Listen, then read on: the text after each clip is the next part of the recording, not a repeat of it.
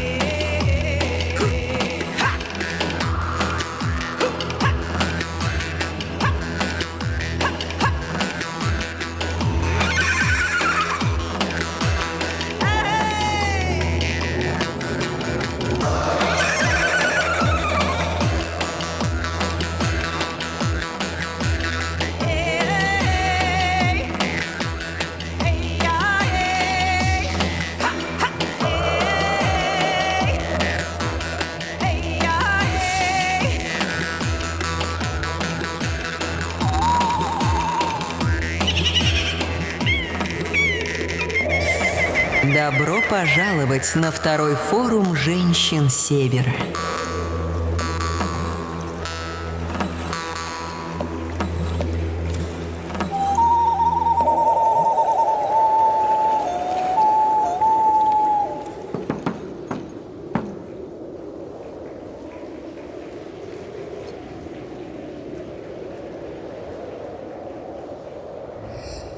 Президиум приглашаются. Председатель Совета Федерации Федерального собрания Российской Федерации Валентина Ивановна Матвиенко.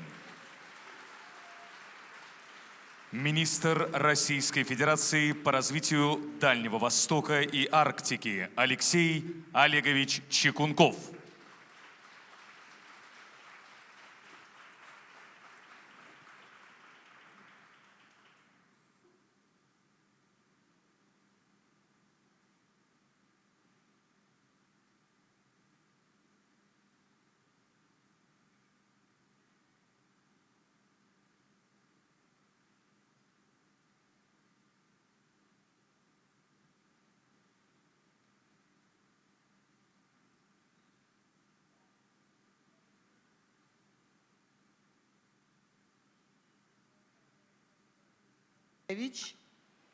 Уважаемые коллеги, друзья, участники нашего форума, я хочу искренне поприветствовать всех вас.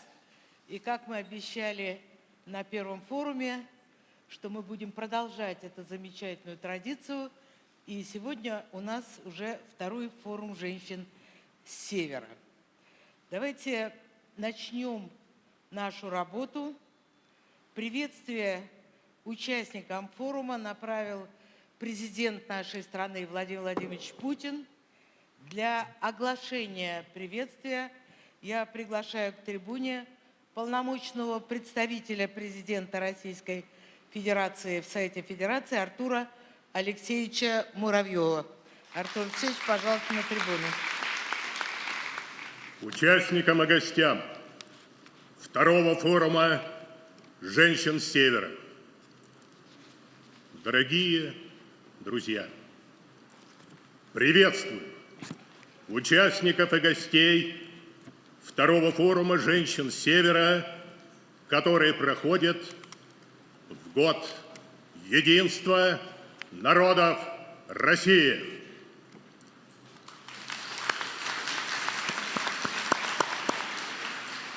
Вы приехали в Москву из многих регионов нашей страны, чтобы обсудить широкий круг вопросов, волнующих жителей российского Севера.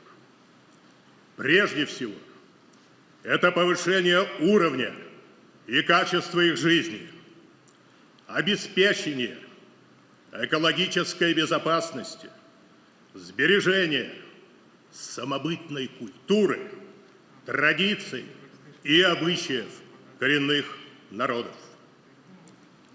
Женщины вносят уникальный вклад в развитие наших северных территорий. Мы гордимся, что именно гражданка России в 2025 году впервые в мировой истории встала на капитанский мостик атомного ледокола.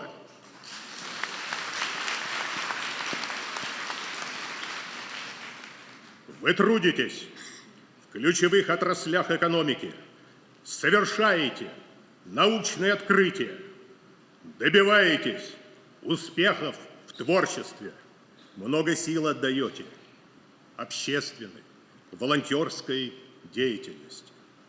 Всемерно поддерживаете участников и ветеранов специальной военной операции, их родных и близких.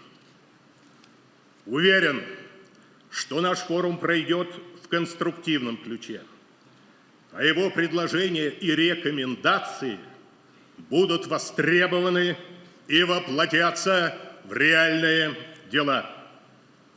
В этой связи отмечу и большую работу Совета Евразийского женского форума при Совете Федерации, его участие в организации важных, содержательных мероприятий, в реализации инициатив и программ, вдохновляющих женщин активно участвовать в жизни страны и общества. Желаю вам плодотворной работы и всего наилучшего.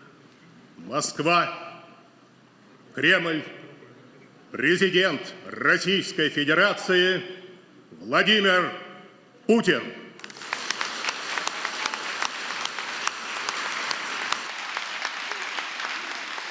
Слово для выступления предоставляется председателю Совета Федерации Федерального собрания Российской Федерации Валентине Ивановне Матвиенко.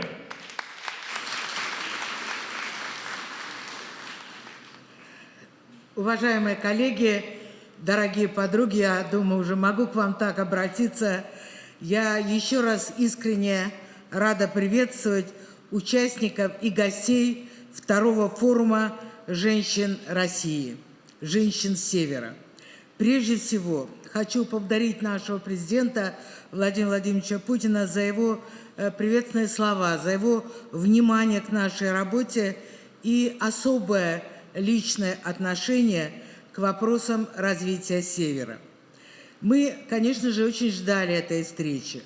Наш форум объединил представителей коренных малочисленных народов из 28 российских регионов, руководителей органов власти, бизнеса, педагогов, врачей, деятелей культуры, общественных деятелей. Здесь собрались женщины, которые бережно хранят традиции родного края, смело смотрят в будущее и реализуют востребованные социально значимые проекты. Отдельно я хочу приветствовать матерей, сестер и жен наших героев, участников специальной военной операции.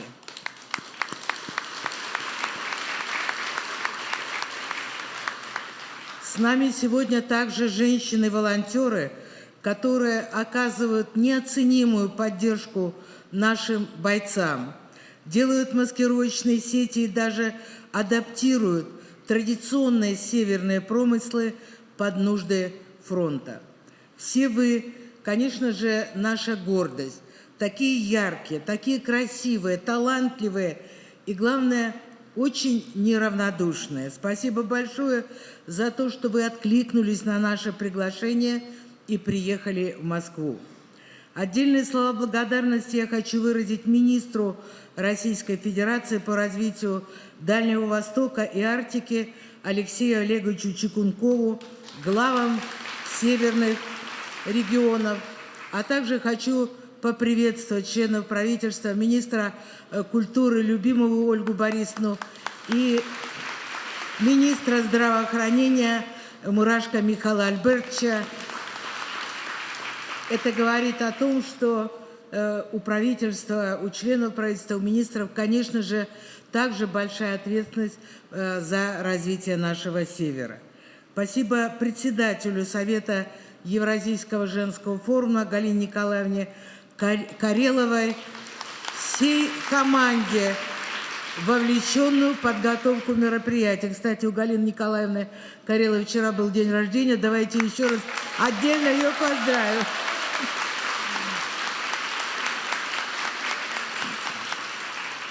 С организационной и содержательной точки зрения командой проведена, коллеги, колоссальная работа. В эти дни вас ждет насыщенная деловая программа, основой которой станут 4 стратегические сессии. Примечательно, что форум в этот раз принимает площадка Национального центра «Россия». На мой взгляд, в год единства народов России лучшего места для нашей встречи представить просто невозможно. Здесь присутствует руководитель Национального центра России. Давайте ее поблагодарим за помощь в организации, за внимание и гостеприимство. В этом году, коллеги, 30 апреля наша страна впервые отметила новый праздник – День коренных малочисленных народов. Он был установлен указом президента, который глава государства как раз и подписал в День народного единства. И, конечно, тема нашего пленарного заседания «Север объединяет. Роль женщин в укреплении единства народов России» тоже в полной мере созвучна и времени, и месту. Коллеги, Север, Арктика, Дальний Восток всегда играли важнейшую роль для обеспечения национальной безопасности нашей страны, ее экономического развития, для сохранения удивительного этнического и культурного разнообразия, которым так гордится Россия. Северяне во все времена отличались особым характером, твердые, в хорошем смысле этого слова, упрямые, трудолюбивые, но при этом очень искренние и открытые. Как писал выдающийся чукотский прозаик Юрий Сергеевич Рытхеу, люди, которые живут на холодной земле, должны греться теплом доброты. В своей работе, своими инициативами вы, дорогие друзья, доказываете, что Север – это не только суровый край, но и территория добра, заботы и милосердия. Спасибо всем вам за это огромное. Мы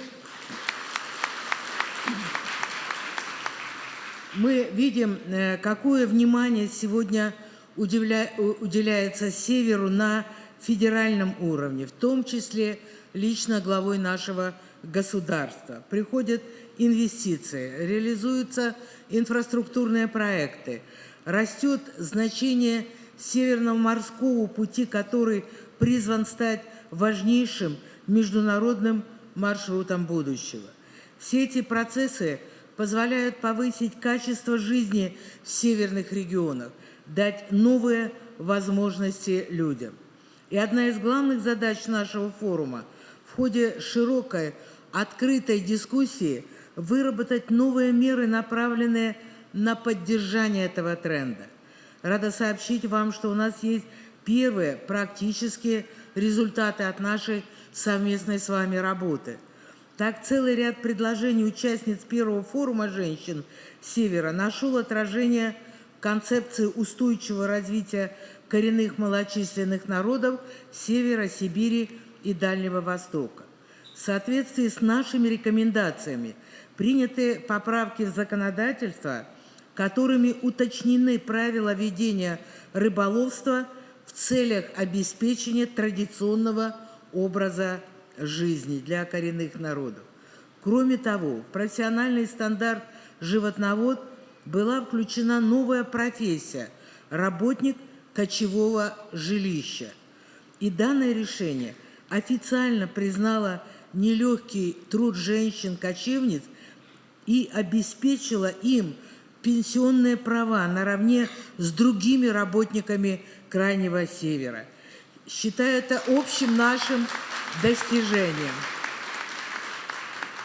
Из важных законодательных новшеств последних лет я бы выделила принятие закона о кочевом образовании, который был инициирован сенаторами и Советом Федерации. Он позволил создать условия для обучения в начальных классах детей, представителей коренных малочисленных народов непосредственно там, где живут и ведут хозяйство их семьи. И таких примеров можно перечислить очень много. И я хочу прямо сейчас обратиться к вам, коллеги, в своих выступлениях. Пожалуйста, высказывайте предложения, делитесь проблемами, говорите о том, что еще нужно сделать. Все ваши идеи и предложения обязательно будут учтены в нашем итоговом документе рекомендациях, которые мы направим и в администрацию президента, и в правительство, и сами, как законодатели, активно над ними поработаем.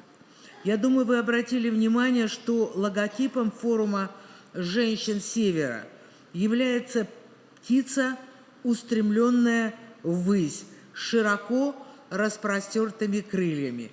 Этот образ символизирует защиту своих детей, семьи, своего рода. И мне очень приятно, что тема демографии также занимает важное место в повестке форума. Решение демографических проблем, уважаемые коллеги, это одна из стратегических целей, определенных нашим президентом. И надо отдать должное, в сфере демографии многие северные регионы показывают заметные успехи.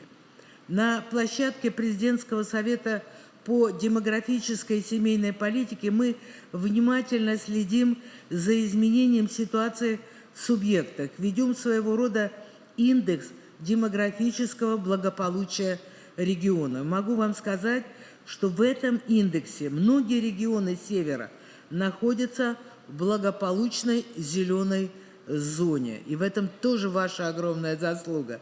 Приведу буквально один пример.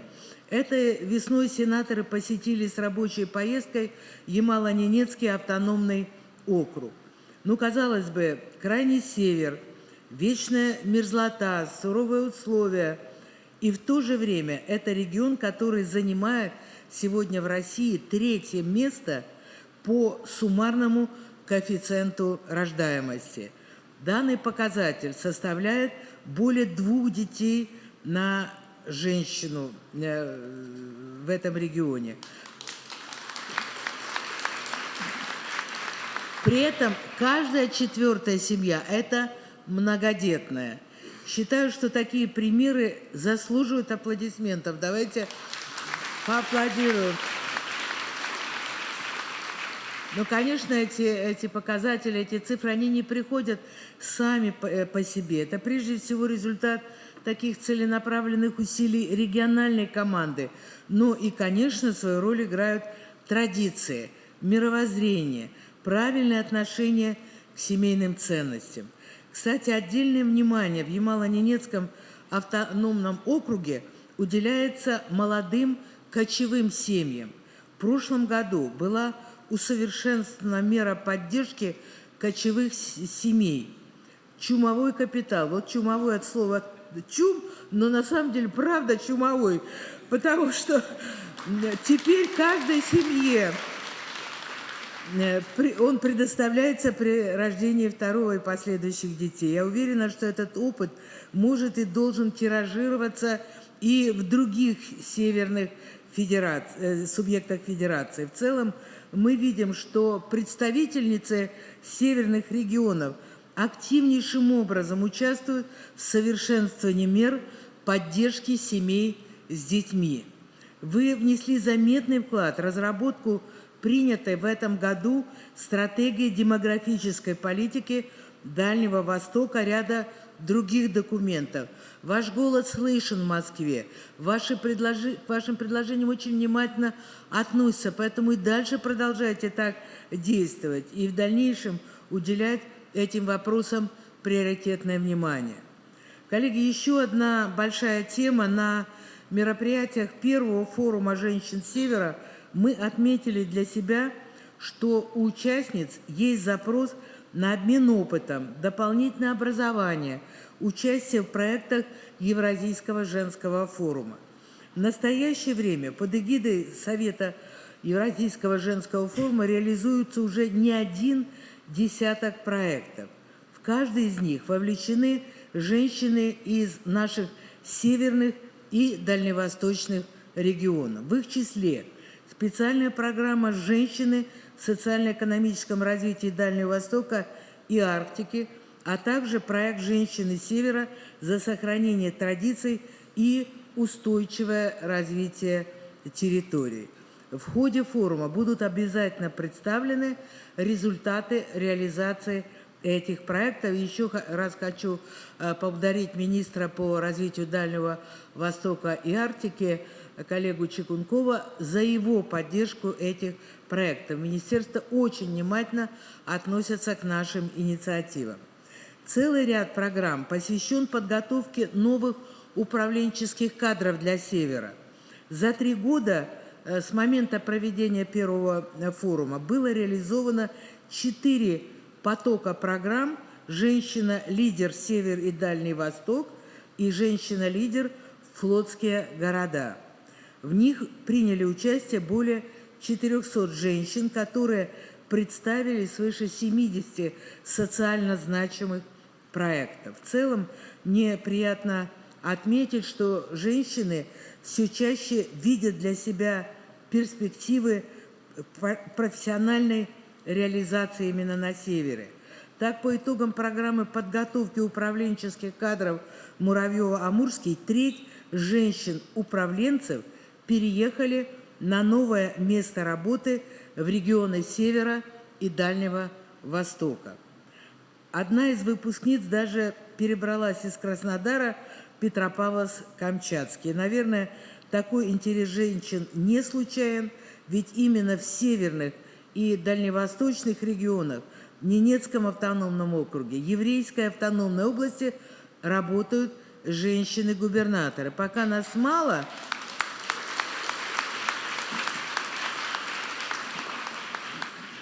женщин-губернаторов, но мы берем не количеством, а качеством. Но будем стремиться и к количеству.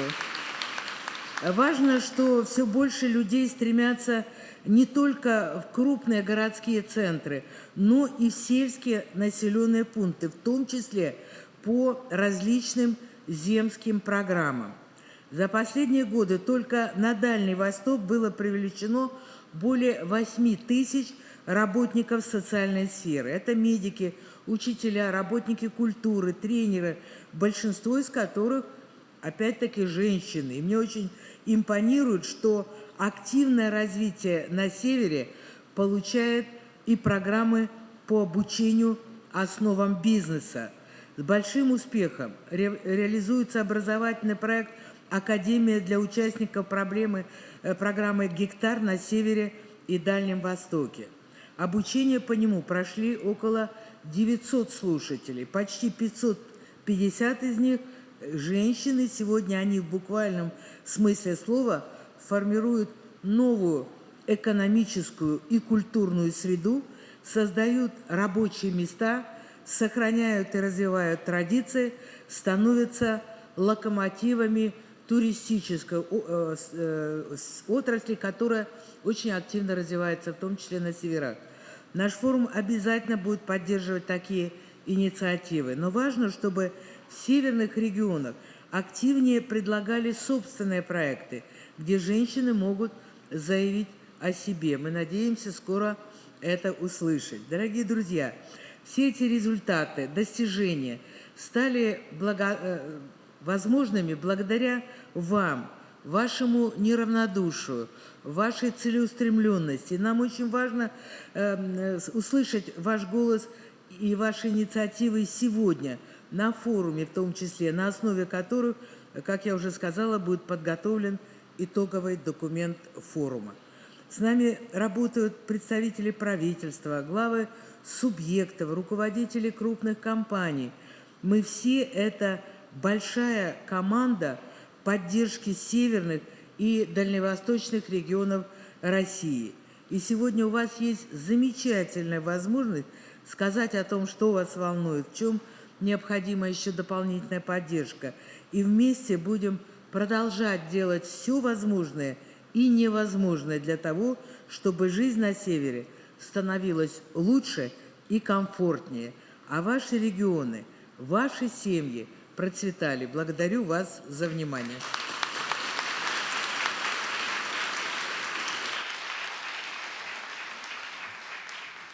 Я, коллеги, хочу предоставить слово для выступления министру Российской Федерации по развитию Дальнего Востока и Арктики Алексею Олеговичу Чекункову. Алексей Олегович, пожалуйста, вам слово.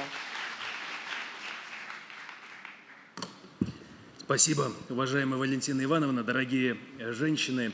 Давайте посмотрим несколько историй. Прошу внимания на экран.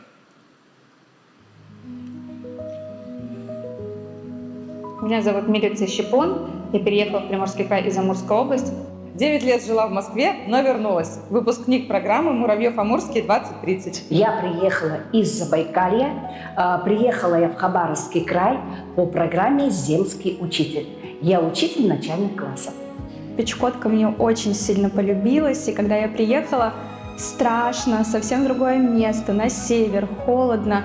Но люди настолько добродушно встретили, что все эти страхи куда-то рассеялись, и сейчас только наслаждаюсь и природой, и людьми, и работой, в общем, всем. В Амурской области меня восхищает мощь и масштаб того, что здесь создается. Гиганты газохимии, Амурский газоперерабатывающий завод, Амурский ГХК, космодром Восточный, трансграничная канатная дорога. Наши горные реки Ахатай, Агатькан – это наше Охотское побережье, и невозможно никогда не вспоминать о них. У меня большая многодетная семья. 3 сына – это моя главная опора и вдохновение. Я горжусь тем, что я нашла дело своей жизни. И вот уже 18 лет я в российских студенческих отрядах. Прикладываю силы для того, чтобы гости к нам приезжали, познавали это место, знакомились с необычным, с негазовым Ямалом, с непромышленным Ямалом. Кажется, это получается. То есть сегодня у нас, по крайней мере, туристический поток вырос в 8 раз. Думаю, что в этом есть моя заслуга. То, что у меня получилось взять землю, получилось на 1 гектаре построить дом, получилось реализовывать сейчас нашу конюшню и развивать этот непосредственно участок. Прям довольна я этим, что у нас все получается. Моя гордость в том, что благодаря любви к своей родине я вношу вклад в сохранение нашей венской культуры. Я стараюсь вкладывать смыслы то, что мы делаем, и помогать развитию, в том числе инфраструктуры. Самое лучшее качество женщин Дальнего Востока и Арктики – это видеть решение проблемной ситуации там, где, казалось бы, уже решения нет. Здесь женщины более внимательные, наверное, да, и, может быть, из-за климата, из-за северного климата более стойкие. Не бойтесь, это самое лучшее, когда преодолеваешь вот эти все преграды. Желаю вам всем дальнейших успехов и всех благ.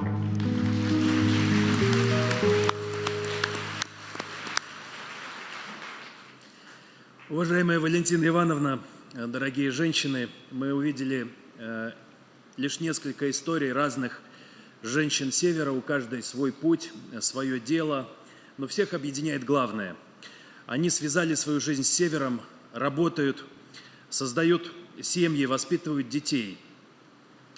Этим вносят важный вклад в развитие самых перспективных территорий нашей страны. Уважаемая Валентина Ивановна, по вашей инициативе уже второй раз проводится форум женщин Севера. Благодарю вас за такое высокое внимание, поддержку во всех вопросах, связанных с развитием северных и дальневосточных территорий. В историю развития русского севера, Дальнего Востока большой вклад внесли выдающиеся женщины. В 1937 году по призыву Валентины Хитагуровой на Дальний Восток последовали десятки тысяч смелых и решительных девушек. Они – это бабушки, прабабушки сегодняшних дальневосточников и северян. Нина Рябцева-Демми стала первой в мире женщиной начальником полярной станции. Анна Щетинина вошла в историю как первая в мире женщина капитан дальнего плавания. Сильные женщины всегда были важной частью освоения и развития северных и дальневосточных регионов. Эта традиция сохраняется и сегодня. Вот лишь несколько красноречивых фактов о роли женщин в развитии Дальнего Востока и Севера. Доля женщин в исполнительных органах власти Дальнего Востока составляет 81%. Дорогие женщины, я честно 2 раза перепроверял эту цифру. Мы и не подозревали, насколько... Спасибо вам огромное за это. Почти половина предпринимателей округа женщины, более 45%. И при этом коэффициент рождаемости на Дальнем Востоке выше среднероссийского, 1,43 против 1,36.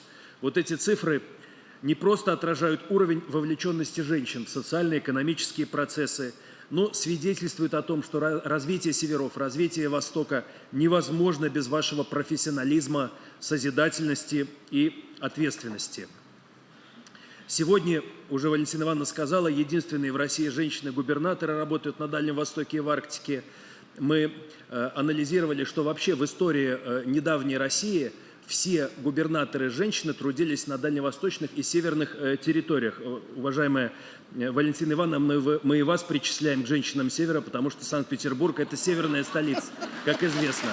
А единственная женщина, кто руководила в Центральной России регионом, Владимирской областью, с Приморского края Дальнего Востока, так сказать, легионер. Еще раз приветствую Марию Федоровну и Ирину Альфредовну с нами. Делаем все возможное, чтобы помогать вашей работе. В Совете Федерации Государственной Думы интересы дальневосточных и арктических регионов представляют 23 женщины. Это 9 сенаторов и 14 депутатов. Уже 3-й год Минвостокразвития совместно с мастерской «Сенеж» и дальневосточными вузами реализуем программу «Женщина-лидер. Север и Дальний Восток». Здесь огромная поддержка Галины Николаевны Кареловой. Галина Николаевна, спасибо вам огромное. Эта программа объединяет женщин вокруг конкретных задач развития территорий. От демографии и креативной экономики до пространственного развития, поддержки семей, развития местных сообществ. За 3 года обучения прошли уже 326 участниц из 19 регионов Дальнего Востока и Арктики. Подготовлено 54 социальных проекта, посвященных поддержке семей, развитию инклюзивной среды, работе с молодежью, сохранению культурного наследия и волонтерству. 3-й поток программы завершится в августе этого года в Благовещенске. Валентина Ивановна, спасибо, вы уже сказали про программу подготовки управленческих кадров «Муравьев-Амурский». Это программа подготовки нового поколения руководителей. Обучение строится на практической основе, я считаю, она уникальная, единственная в стране. Каждый участник работает с наставниками из числа руководителей министерства. губернаторов глубоко погружается в реальные управленческие задачи. В этом году конкурс составил 160 человек на место. За 3 года подготовлено 207 специалистов из 43 регионов страны, из них 52 женщины. Отмечу особую роль женщин в развитии социальной сферы. Конечно, это те, кто нас учат, те, кто нас лечат, это сотрудники культуры. Значит, в целом это те, кто создают качество жизни людей. На Дальнем Востоке предусмотрены повышенные выплаты по земским программам до 2 миллионов рублей. С 2012 по 2025 год в округ приехало более 8 тысяч специалистов. Большинство из них – женщины. А за этими цифрами много тысяч семей, которые в труднодоступных, удаленных местах получили доступ к современной медицине, образованию, возможностям для развития детей. Уважаемая Валентина Ивановна, по вашей инициативе уже который год работает программа «Дети Арктики». За 4 года более 33 тысяч школьников получили возможность отдохнуть, укрепить здоровье на лучших российских курортах. На реализацию программы направлено более 3 миллиардов рублей. Одним из самых востребованных инструментов поддержки семей стала программа «Дальневосточная и арктическая ипотека» под 2%. Здесь очень важное решение нашего президента, несмотря ни на какие аспекты денежно-кредитной политики, особенности момента, продлить до 2030 года условия этой программы неизменными, под 2%. Благодаря этой программе уже 208 тысяч семей приобрели или построили собственное жилье.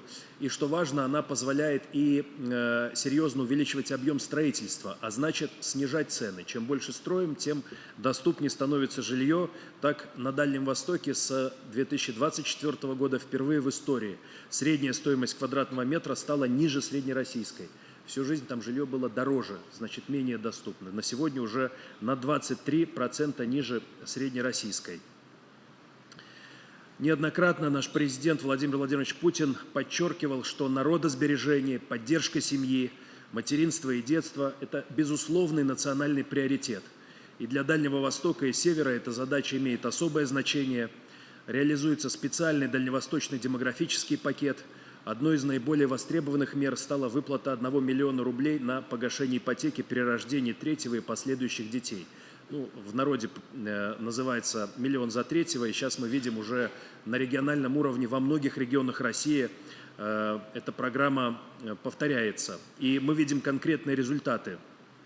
Особенно важно именно по 3-м и последующим детям на Дальнем Востоке коэффициент рождения значительно выше, чем в среднем по России. И на основе накопленного опыта правительством была принята стратегия демографической политики Дальнего Востока до 2036 года. Единственный в стране документ такого уровня, разработанный для федерального округа.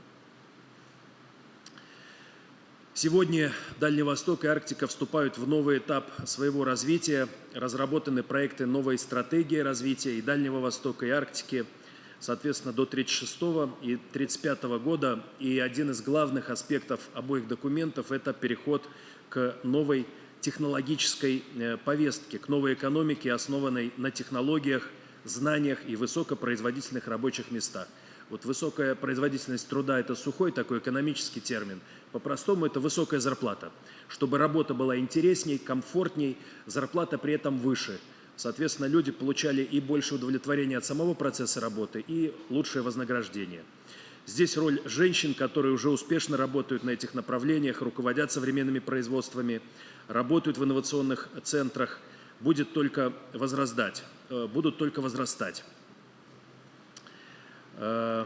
Мы посмотрели уже несколько примеров и в историях хороших, добрых проектов, которые реализуются на программе «Дальневосточный и арктический гектар». Всего около 65 тысяч земельных участков осваивают женщины. Они создают фермы, туристические объекты, этнокультурные комплексы, базы отдыха, социальные проекты.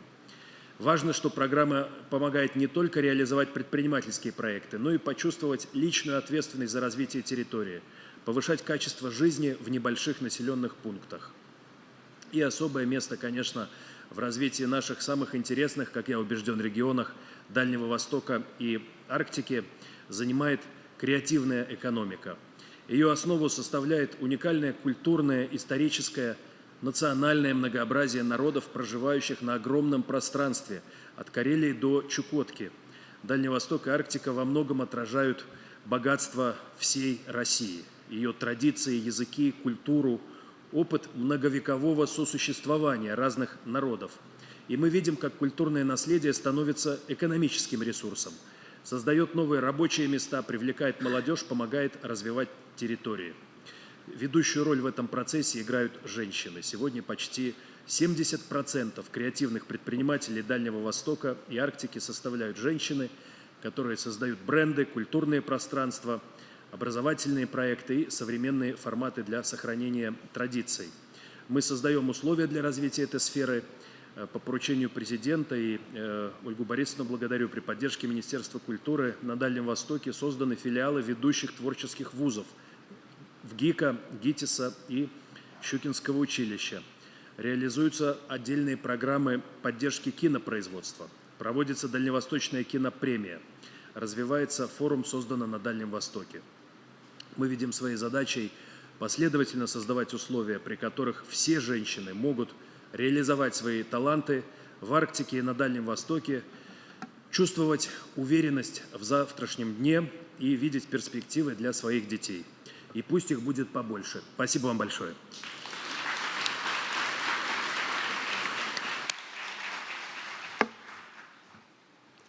Благодарю вас, Алексей Олегович. Коллега, точно можно сказать, что министр по развитию Дальнего Востока и Арктики, член нашей команды, мы его обратили в нашу веру, и он гордится. Мне такое впечатление, что все успехи на Дальнем Востоке в основном создают женщины. Надеюсь, будет и дальше так. Коллеги, много записалось желающих выступить, что очень радует. Поэтому давайте договоримся. Не более 5 минут, до 5 минут всем выступающим. Ладно, договорились. Я предоставляю слово Ирине Альфредовне Гехт, губернатору Ненецкого автономного округа. Пожалуйста, Ирина Альфредовна.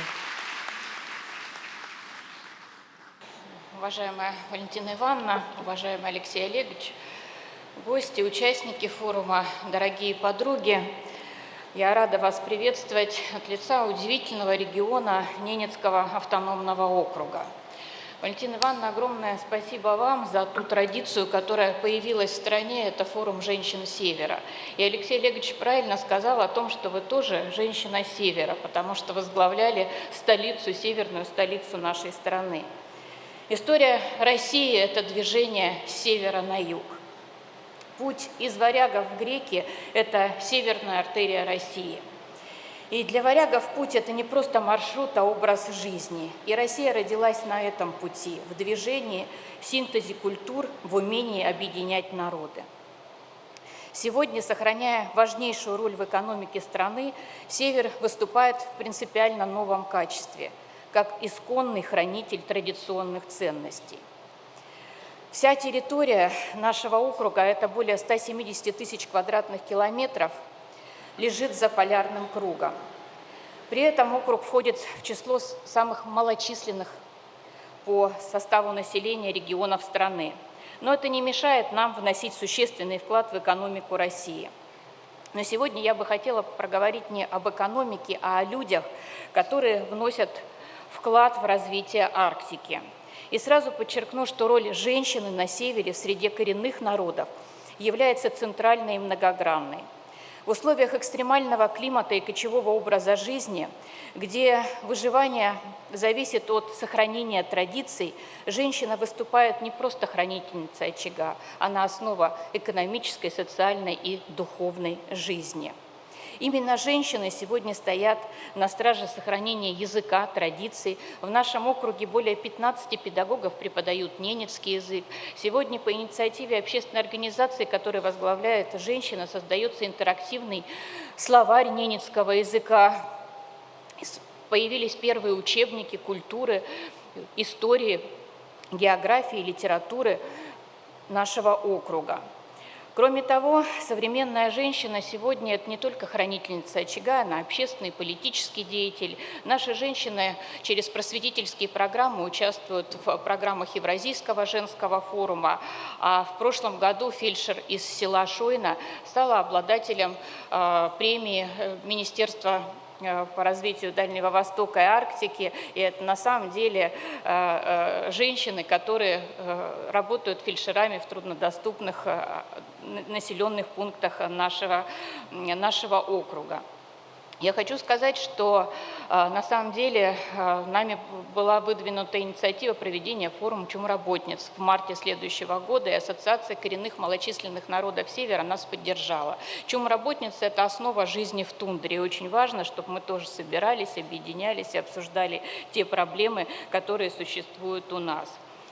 Очень важно сказать о тех проектах, которые у нас реализуются. Это «Красный чум» и «Дети Арктики». «Красный чум» – это программа с диспансеризацией оленеводов, которые проживают в тундре.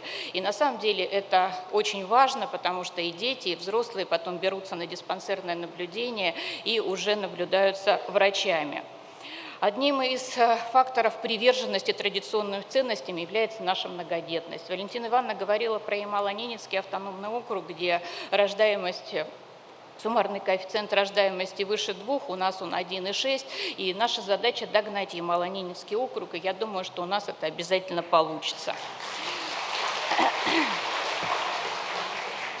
Сегодня народы Севера выступают живой средой сохранения общечеловеческих ценностей, потому что их традиционный уклад жизни является практической реализацией принципов, которые современное общество только начинает осознавать как жизненно важные. Это экологическая ответственность, социальная солидарность, культурное многообразие. И мы намерены и дальше быть рядом, помогать, защищать, вдохновлять и открывать новые возможности для каждой женщины нашего округа. Спасибо.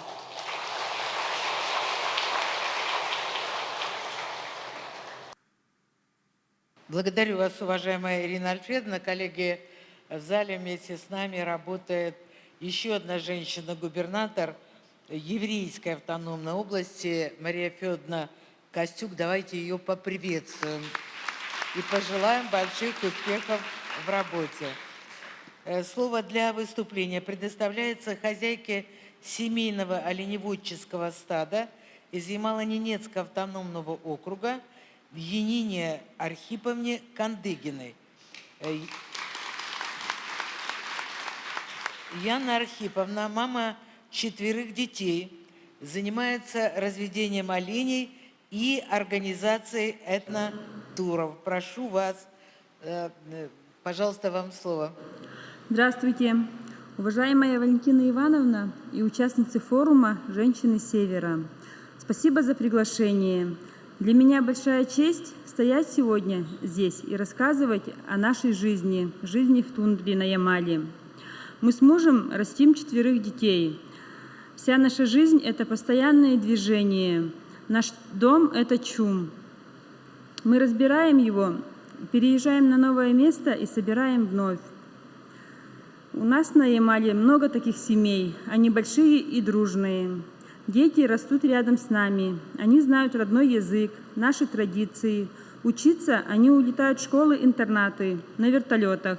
Там у них есть все необходимое. Но самые важные, первые знания о мире они получают в тундре, благодаря кочевым группам. Когда дети вырастают, они выбирают свой путь. Кто-то остается с нами, а кто-то переезжает в город. Когда-то и я прошла через школу-интернат. И сегодня мои дети делают свой выбор. Старший сын учится в Ямальском колледже на пожарного. Дима, который окончил 9 классов, помогает по хозяйству, тоже планирует поступать в Ямальский колледж на специальности по туризму. Дочь Алина перешла в 7 класс. Скоро, с 8 класса, она начнет получать свои первые профессии прямо в школе-интернате. Моя младшая дочь Вика еще маленькая, ей всего 3 годика. Она живет с нами в Чуме.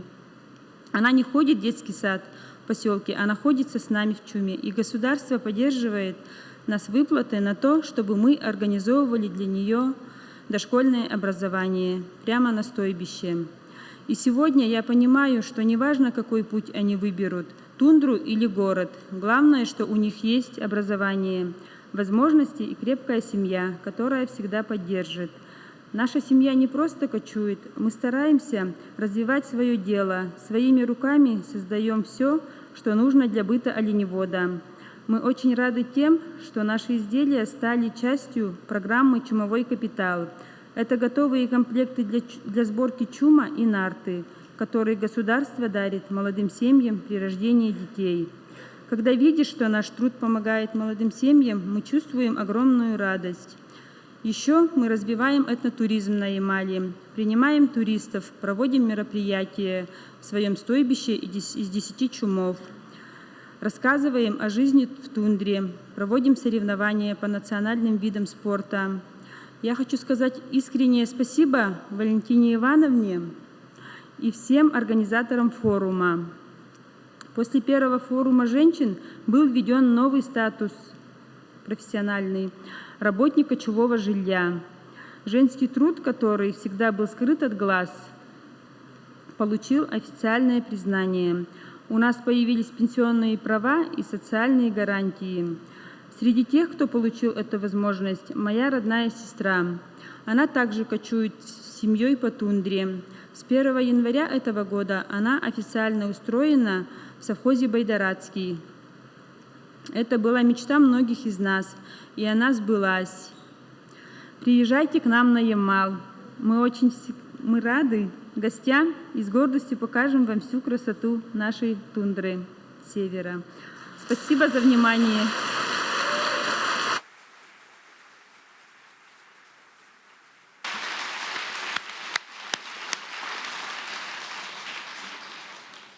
Благодарю вас, уважаемая Яна Архиповна. Восхищаемся.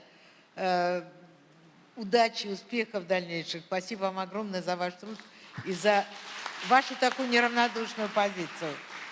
Коллеги, я сейчас предоставляю слово земскому доктору, врачу, эпидемиологу Краевого бюджетного учреждения здравоохранения Таймырская районная больница номер 1 Красноярского края Нелли Олеговне Барновой.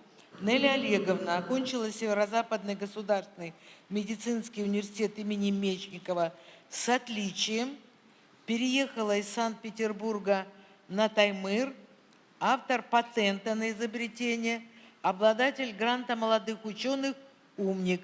Уважаемая Нелли Олеговна, прошу вас, вам слово.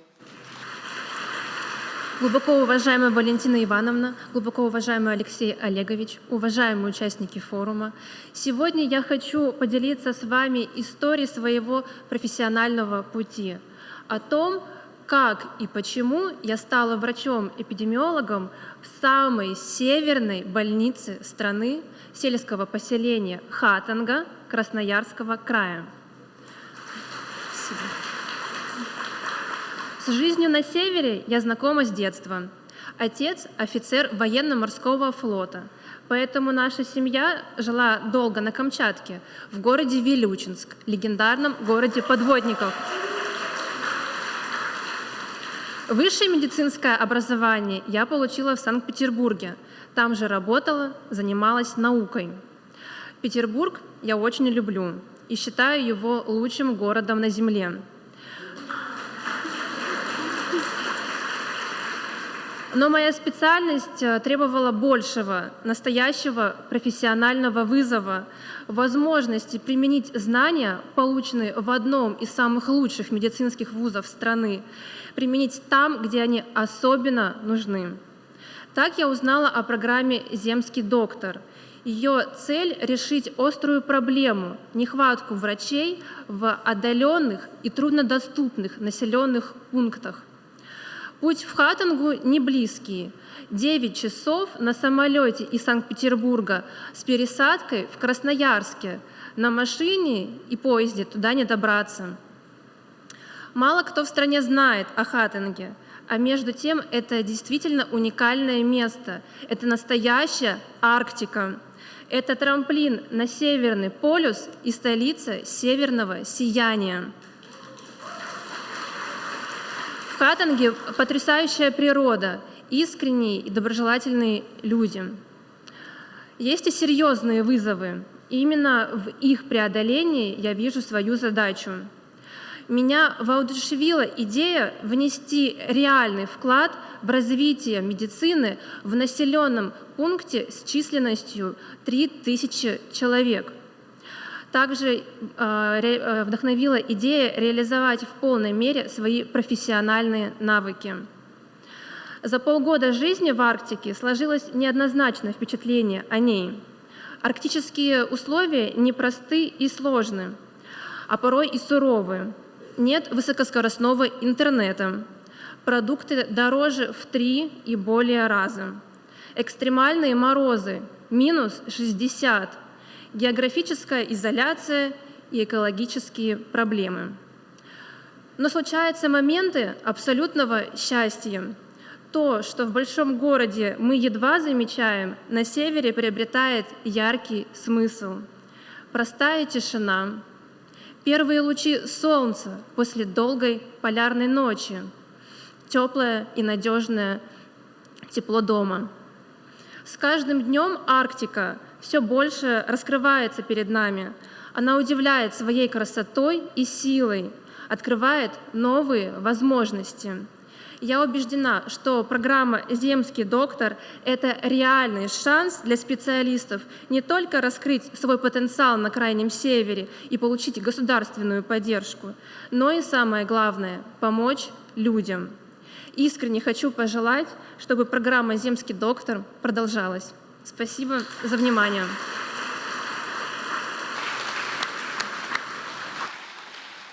Михаил Альбертович, смена растет.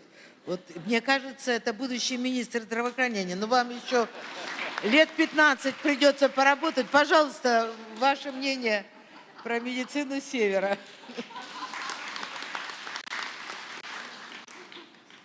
Спасибо большое, Валентина Ивановна. Но я 20 лет отдал жизни Северу, поэтому я прекрасно чувствую эту атмосферу в зале. Это для меня это родная атмосфера, это близкая. Спасибо вам большое. Я окунулся в эти чувства и эмоции. Спасибо. Ну, а, конечно, Валентина Ивановна, такие прекрасные, красивые врачи, ну, это же прелесть и красота нашей отрасли. Спасибо большое. Ну, а несколько слов по существу развития отрасли. Конечно, в первую очередь решение президента о программе «Земский доктор», продолжение ее и те выплаты, которые были обозначены, увеличение до 2 миллионов рублей. По решению президента они сформировали, что 79 тысяч медицинских работников, из них более 64 тысяч врачей, сегодня уже получили выплаты и работают на своих местах. Также хочу отметить, что решением президента была сформирована программа специальных социальных выплат, и более 500 миллиардов рублей на это направлено. Причем хочу отметить, что 250 тысяч получающих выплату медицинских работников, это 100 миллиардов рублей уже на эти средства направлено, это жители Крайнего Севера, 250 тысяч человек. И, конечно, показательный пример Нелли Олеговна, то, что сказала по привлекательности направления и работы на севере, но здесь, наверное, одним из ключевых является также поддержка региональных властей. Здесь присутствуют губернаторы, которые прекрасно понимают, что такое каждый медицинский работник на севере, особенно это в труднодоступных районах. Ну а программы, которые сегодня национального проекта реализуются, они, конечно же, учитывают все задачи и проблемы решения на севере. Первое, хочу сказать, что средства, которые были направлены в 2021-2025 году, это более 45 миллиардов рублей, которые были использованы на ремонт, на оснащение медицинским оборудованием. Примеры. 430 объектов создано и реконструировано, капитальный ремонт проведен в 411 объектах здравоохранения, приобретено почти 12 тысяч оборудования и почти 1500 единиц автотранспорта. Следующий период, который сейчас реализуется с 26 года по 30, также включает в себя 40 миллиардов финансирования и, конечно же, также будет направлен на поддержание инфраструктуры. Но ключевое – это, конечно, люди. С этого года, благодаря решению депутатов партии «Единая Россия» и поддержки Совета Федерации, с этого года реализуется проект наставничества, и каждый медицинский работник, сегодня приходящий в систему здравоохранения, уже закрепляется за персональным наставником, который имеет опыт, знания. Но здесь такой взаимообогащающий формат, потому что молодые люди, которые приходят после медицинских университетов, они полны новых знаний. И я в том числе могу сказать, что когда приходит молодежь, она однозначно в том числе и тебя обогащает определенными знаниями, навыками. Поэтому думаю, что вот такой симбиоз опыта и молодости и знаний, он, конечно же, даст нашей отрасли значимый толчок. Ну и говоря о кадровой политике, конечно, она является преимущественной для нашей страны. Я думаю, что те программы, которые сегодня реализуются, у нас 75% это целевых мест в учреждениях бюджетных.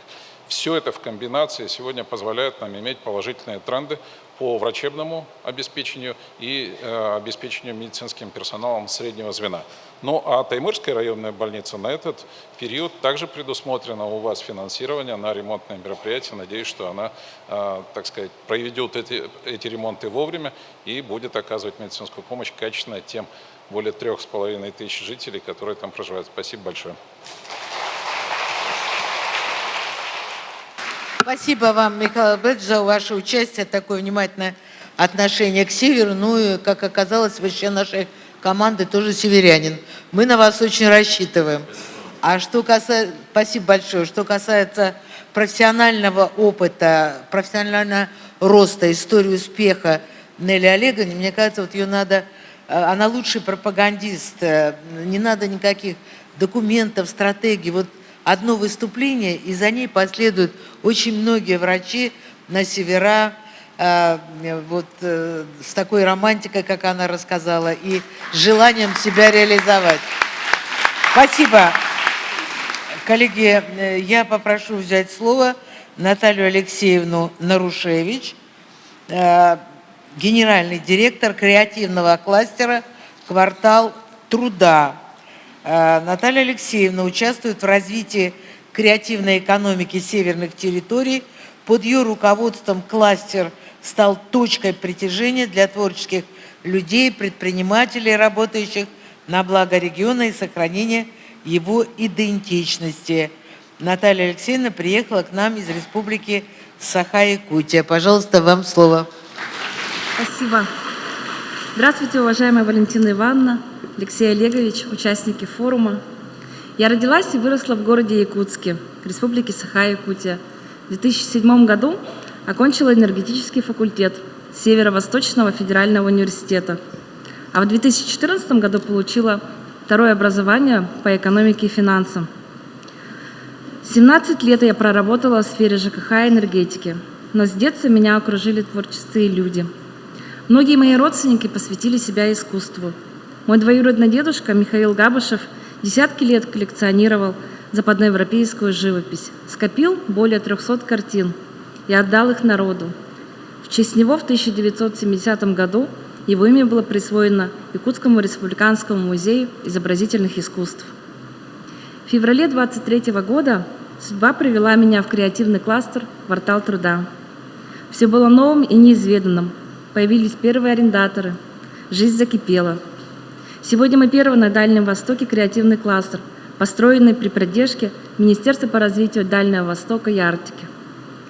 Наш глава Александр Сергеевич Николаев сделал ставку на креативную экономику и не ошибся.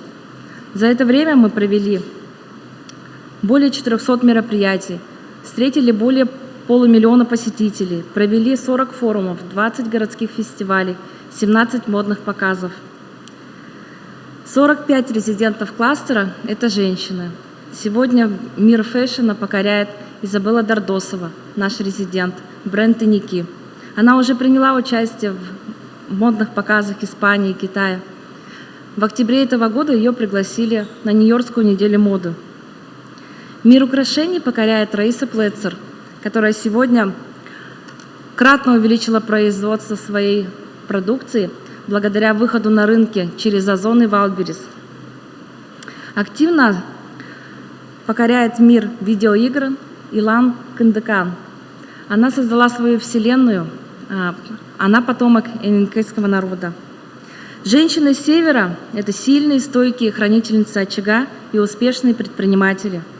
Мы бережно храним традиции народа Саха. Ежегодно отмечаем национальный праздник СФ, который собирает танцы Асохи более 200 тысяч человек.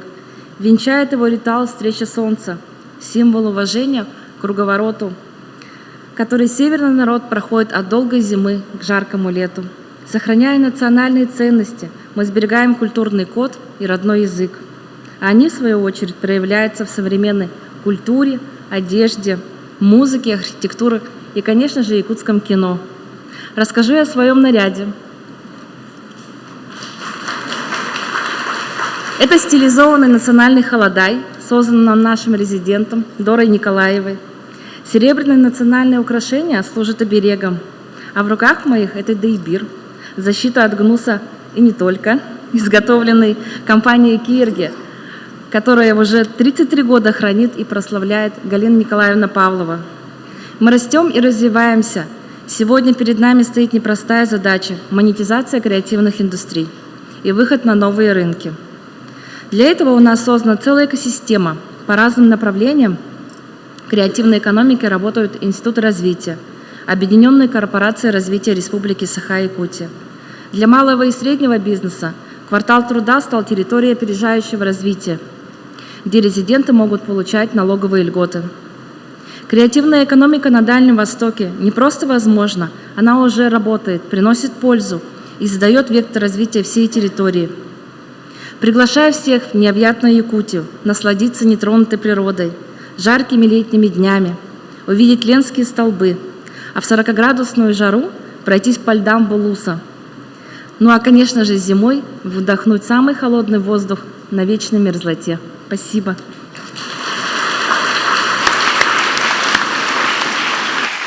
Спасибо вам, уважаемая Наталья Алексеевна. Коллеги, сегодня очень много женщин, участвующих в форуме в национальной одежде, в национальных украшениях.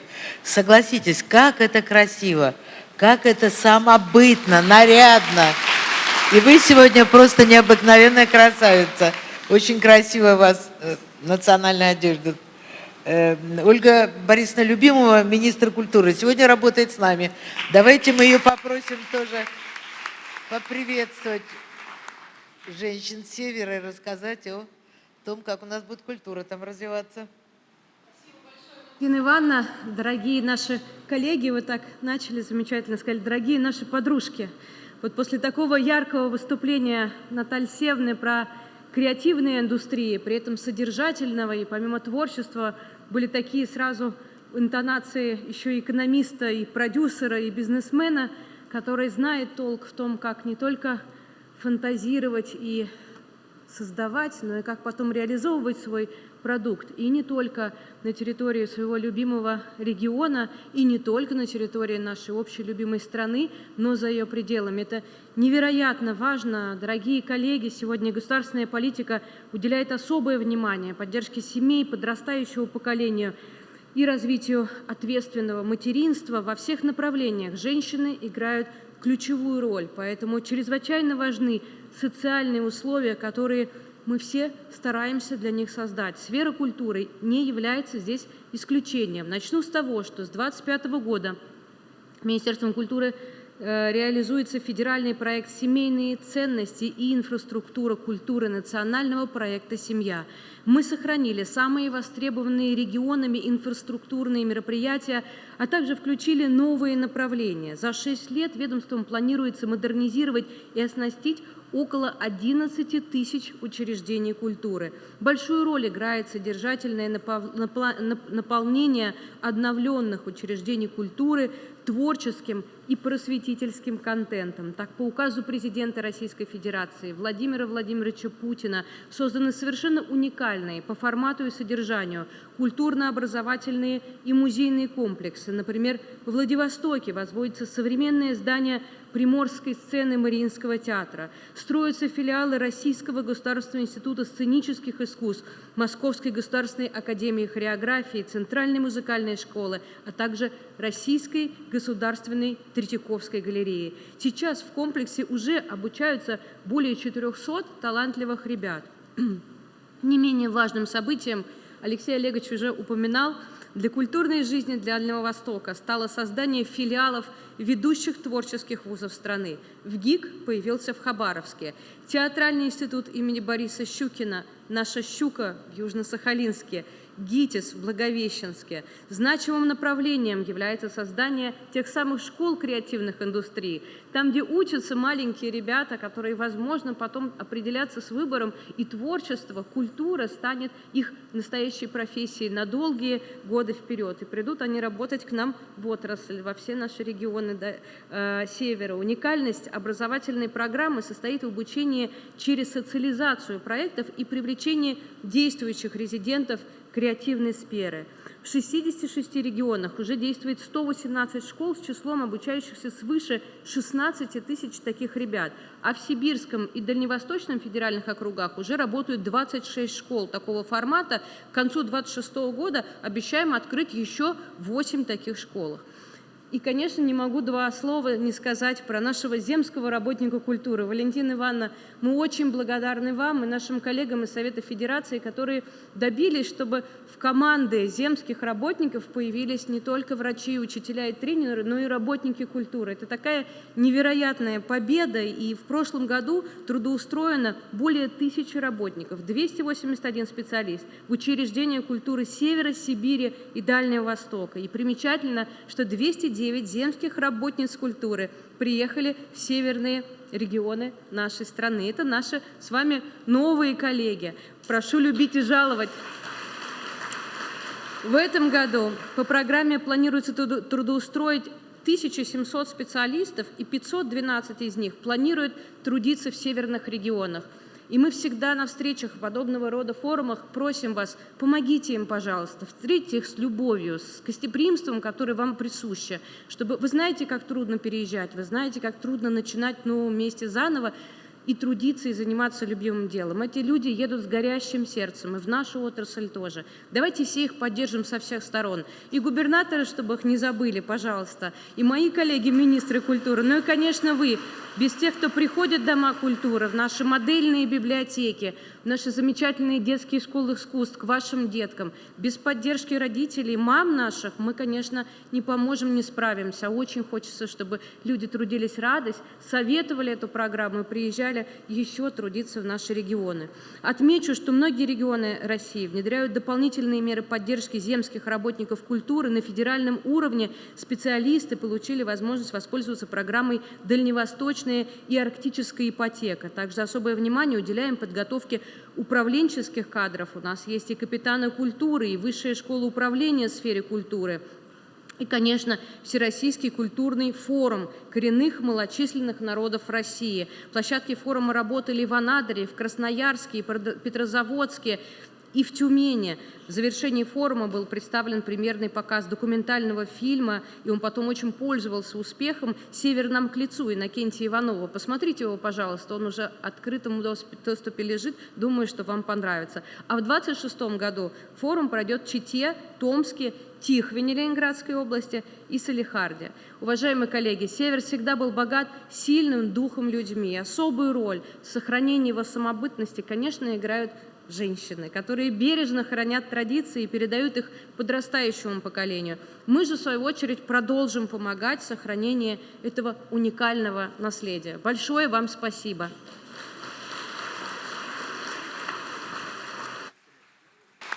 Ольга Борисовна, спасибо вам большое. Вы теперь тоже член нашей северной команды. Готовьтесь к новым задачам. Спасибо огромное. Коллеги, слово предоставляется руководителю регионального волонтерского движения «Теплозов-87 Чукотка» Татьяне Юрьевне Могилевской. Осенью 2022 года жительницы Анадыря сплотились, чтобы оказать неоценимую поддержку нашим бойцам. В работе регионального волонтерского движения самое активное участие принимают мастерицы Чукотки, которые адаптировали традиционные промыслы под нужды фронта. И рада вас приветствовать на форуме. Уважаемая Татьяна Юрьевна, вам слово, пожалуйста. Здравствуйте, уважаемая Валентина Ивановна. Здравствуйте, участники форума. Чукотка близко.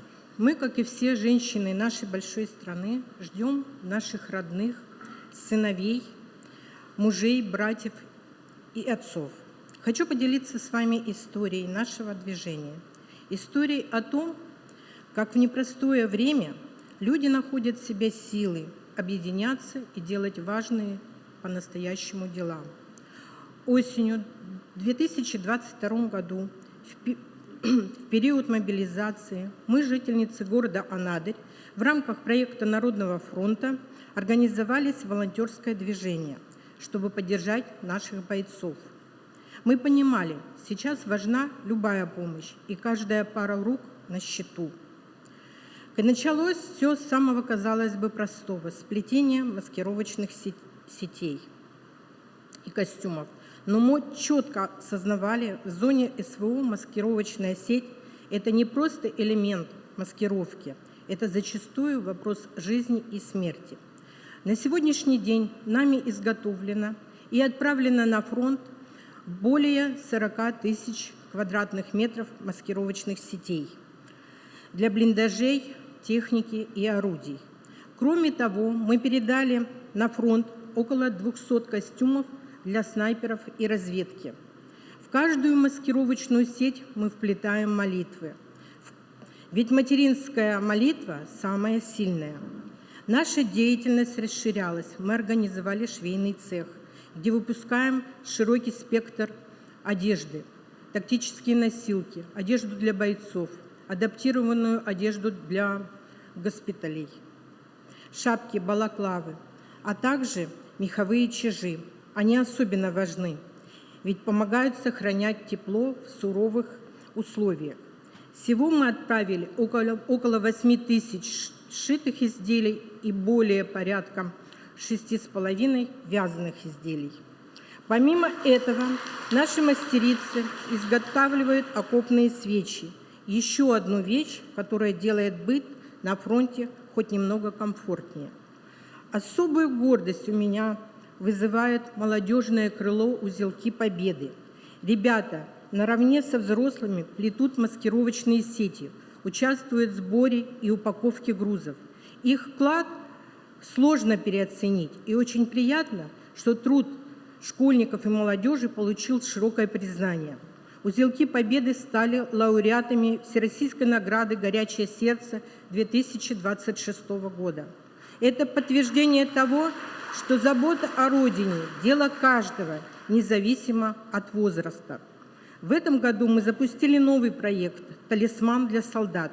Мы хотим, чтобы каждый воин чувствовал, его любят, помнят и ждут. Для меня, как руководителя движения, важно подчеркнуть, наша сила в единстве, в готовности помогать и поддерживать друг друга.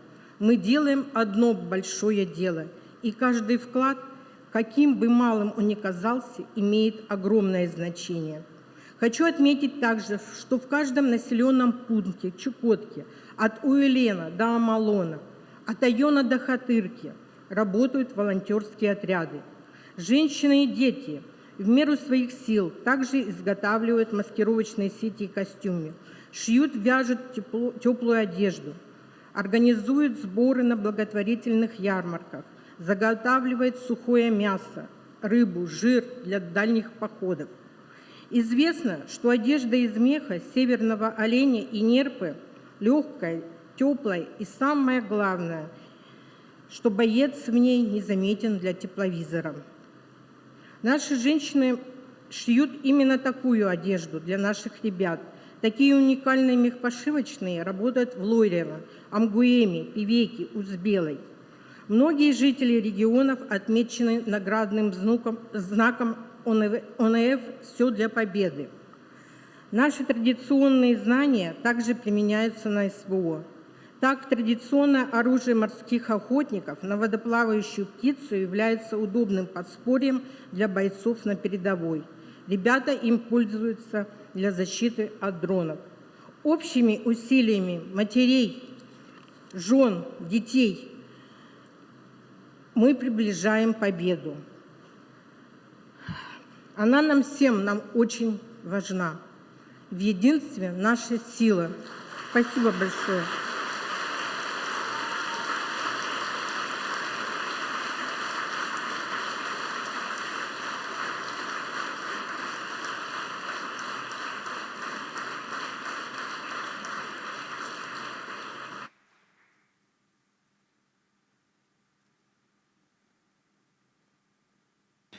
Уважаемая Татьяна Юрьевна, вы слышали реакцию зала на ваше выступление.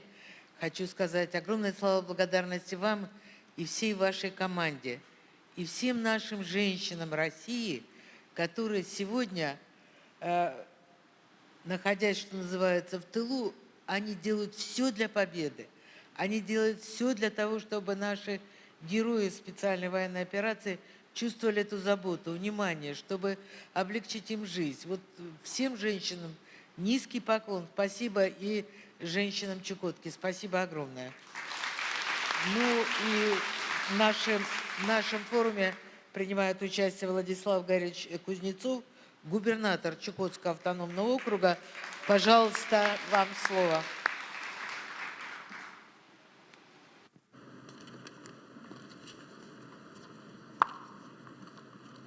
Уважаемая Валентина Ивановна, уважаемые участники форума, я хотел от имени всей Чукотки, от имени мужчин Чукотки поприветствовать вас на втором форуме женщин Севера.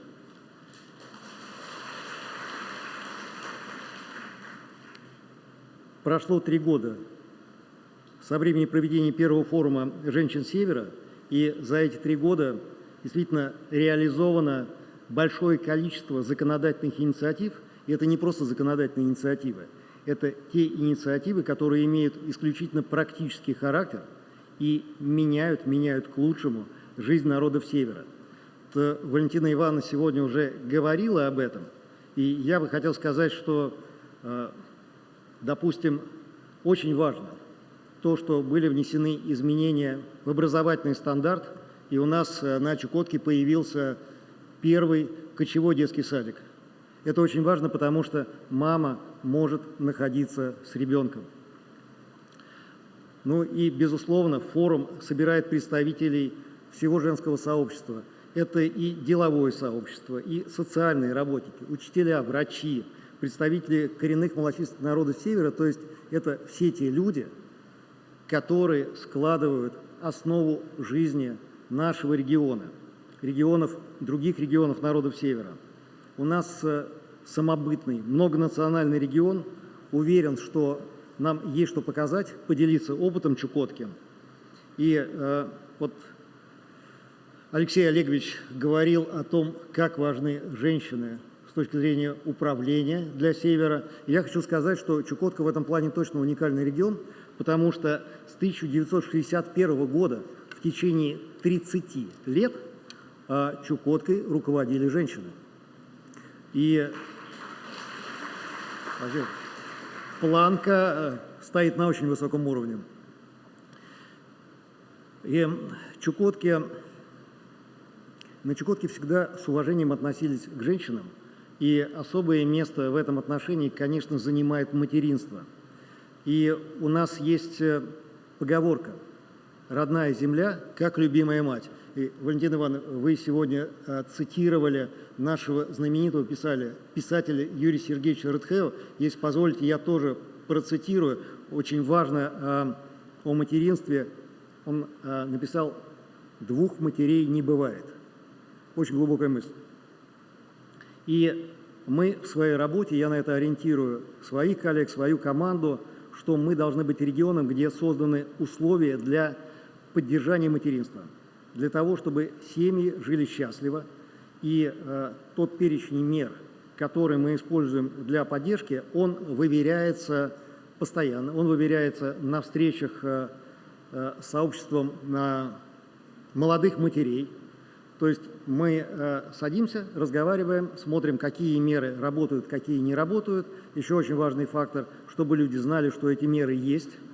И, соответственно, уже тогда корректируем что-то под запрос, который исходит.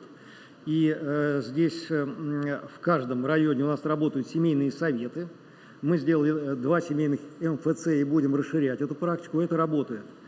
И как следствие, Чукотка занимает 1 место в Дальневосточном федеральном округе и 6-е в России по суммарному коэффициенту рождаемости, а по коэффициенту рождаемости 3-го и последующего ребенка мы на 8-м месте в стране и тоже на 1-м месте в Дальневосточном федеральном округе. Спасибо. Сегодня я также хочу отметить огромный вклад женщин Чукотки в поддержку бойцов на фронте. Сразу же после начала военной операции, специальной военной операции, жительницы региона, всех сел, всех отдаленных сел объединились для помощи нашим ребятам. И вот Татьяна Юрьевна только что говорила о движении «Теплозов». Помимо того, что это очень важные вещи для фронта, это и чувство бойца, когда ему что-то важное пришло из дома.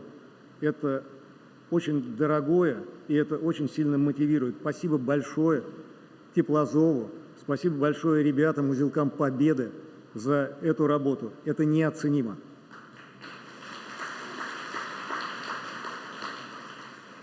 Дорогие друзья, наши женщины – настоящие движители развития сел, городов, поселений Чукотки. И я бы хотел сказать, вот с точки зрения, как это видят люди, да, с точки зрения поддержки людей, в Совете Федерации, в Государственной Думе Российской Федерации нас представляют женщины. Дорогие женщины, мы всегда готовы максимально поддержать все ваши инициативы. Я желаю плодотворной работы форуму. Всем здоровья вам, здоровья и добра вашим семьям. Спасибо большое.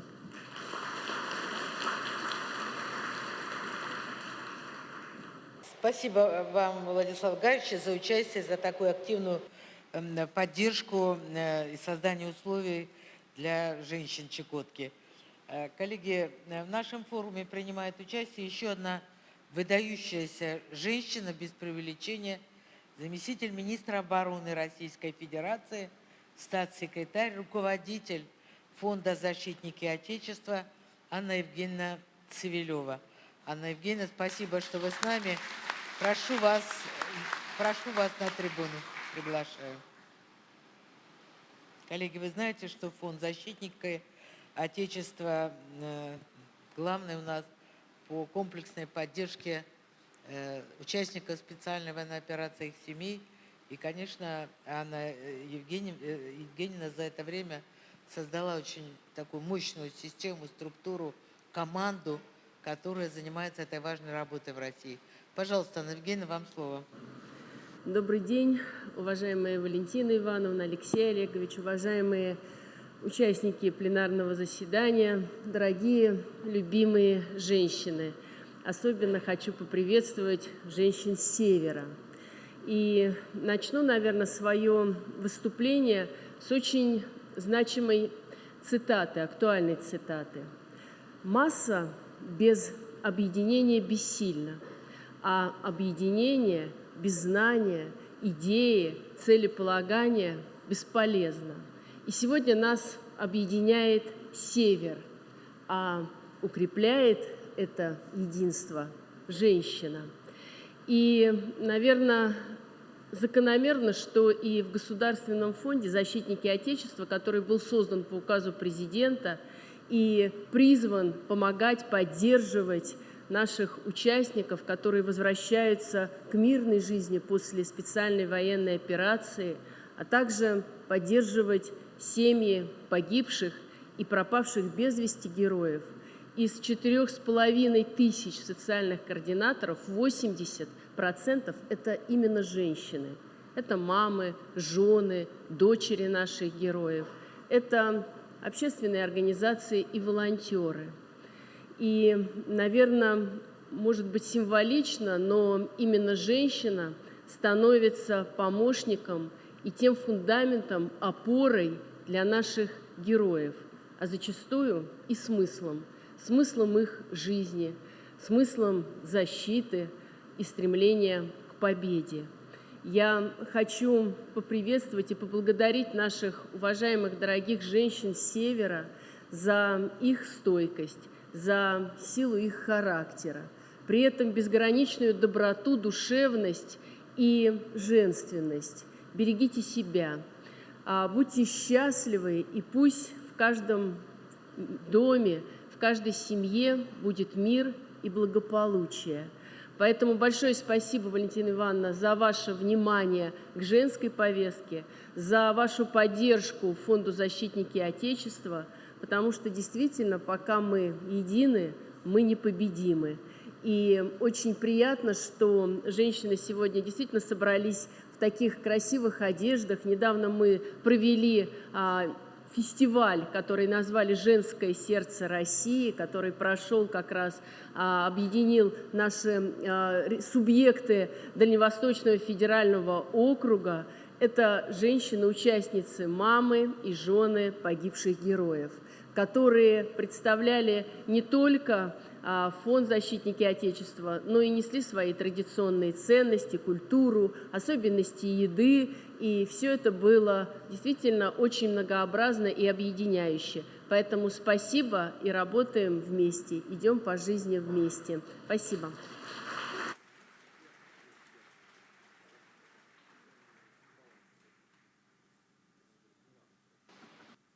Уважаемая Анна Евгеньевна, спасибо вам на самом деле за великую работу, которую проводит фонд и под вашим руководством.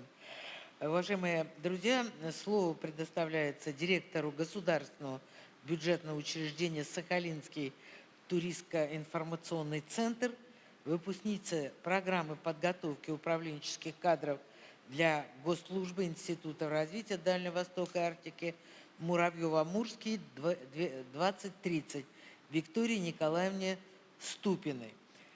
Виктория Николаевна после завершения обучения по программе переехала из Сочи в Южно-Сахалинск, твердо решив применить полученный ранее опыт работы на знаменитом курорте Краснодарского края Красная Поляна в условиях Сахалинской области. Мы рады вас приветствовать. Пожалуйста, вам слово, уважаемая Виктория Николаевна.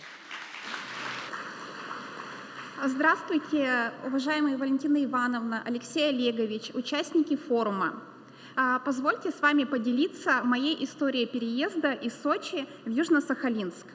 Я с детства мечтала работать в туризме, ведь, на мой взгляд, это работа мечты, путешествия, эмоции довольных туристов, динамика и возможность открывать новые горизонты. Закончила университет в Иркутске и переехала на главный курорт страны, город Сочи, и 10 лет там благополучно прожила.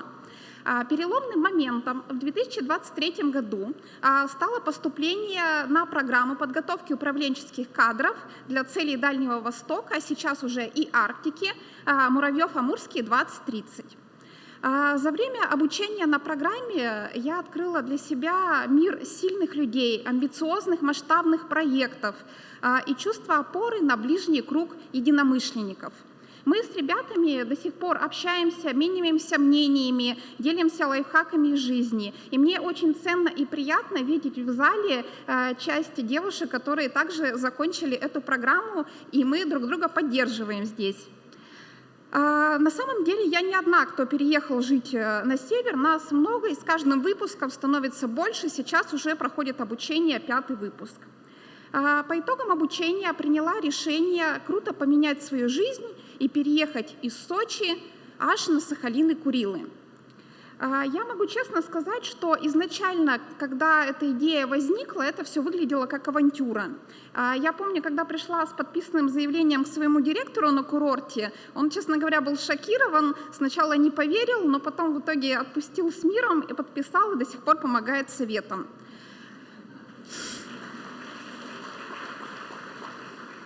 Конечно, вы спросите, в чем же секрет, что повлияло на меня? Я скажу, что на меня повлияла региональная команда. Вот когда я познакомилась с людьми, я поняла, что вот все, другого варианта быть не может. Сахалинская область, я вообще влюблена в Сахалинскую область, идеальный регион для жизни и работы. Зеленый город-курорт с первоклассным сервисом, качественным образованием, медициной. У нас моют улицы, чистый город. В общем, всех зову в гости, кто еще не был, приезжайте, кто был, приезжайте еще раз. Вот.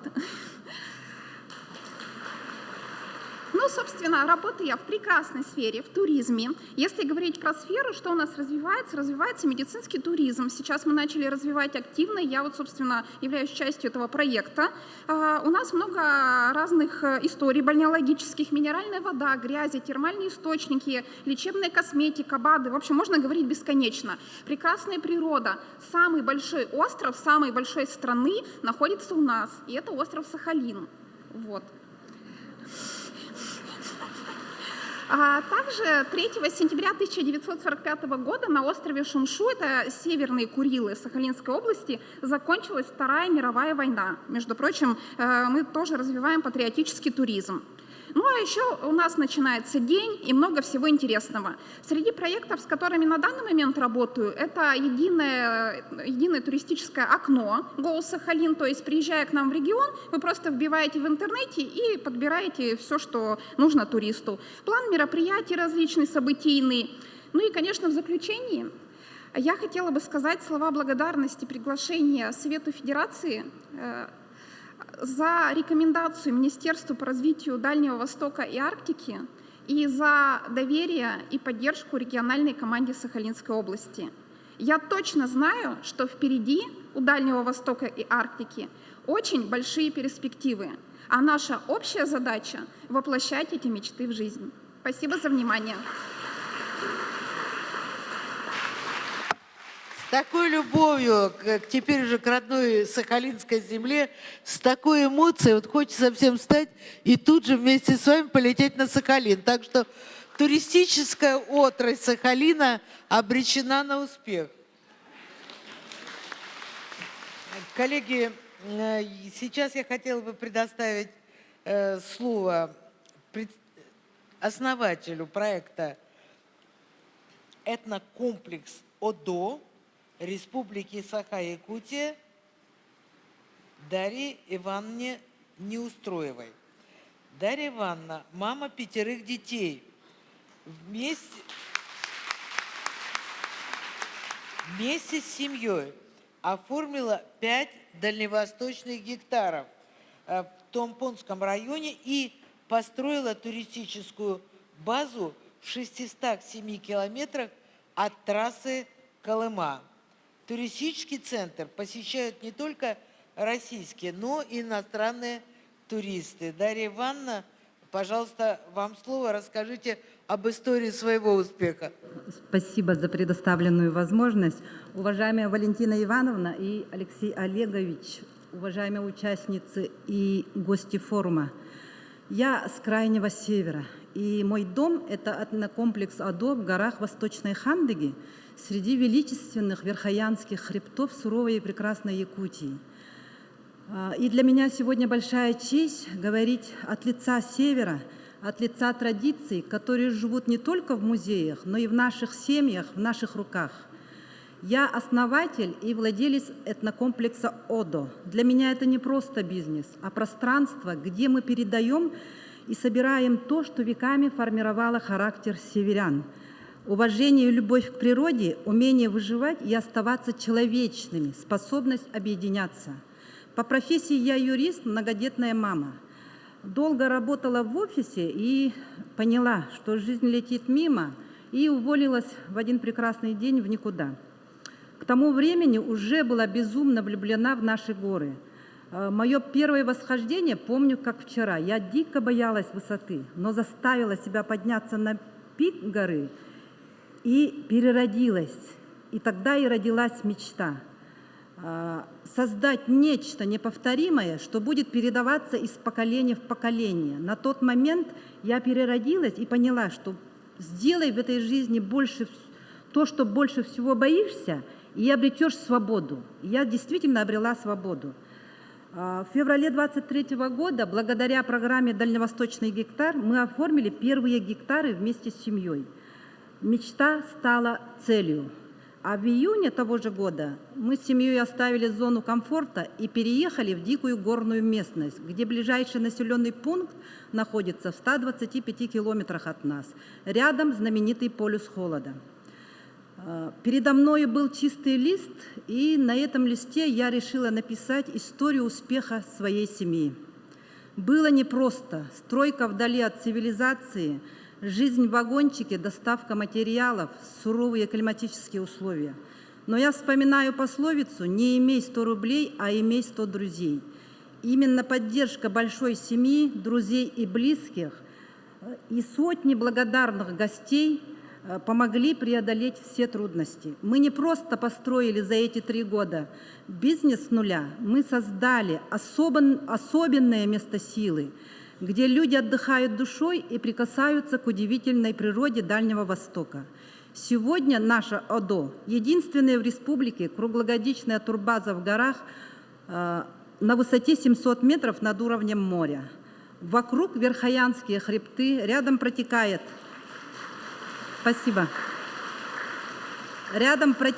чистейшая минеральная река Восточная Хандыга. И в шаговой доступности от нас великолепные водопады и ледники. Цифры говорят сами за себя. За эти 3 года нас посетили более 10 тысяч туристов. И не только нашей страны, но и из зарубежья. Это с Китая, Бали, Германии, Америки, Турции, Мексики и так далее.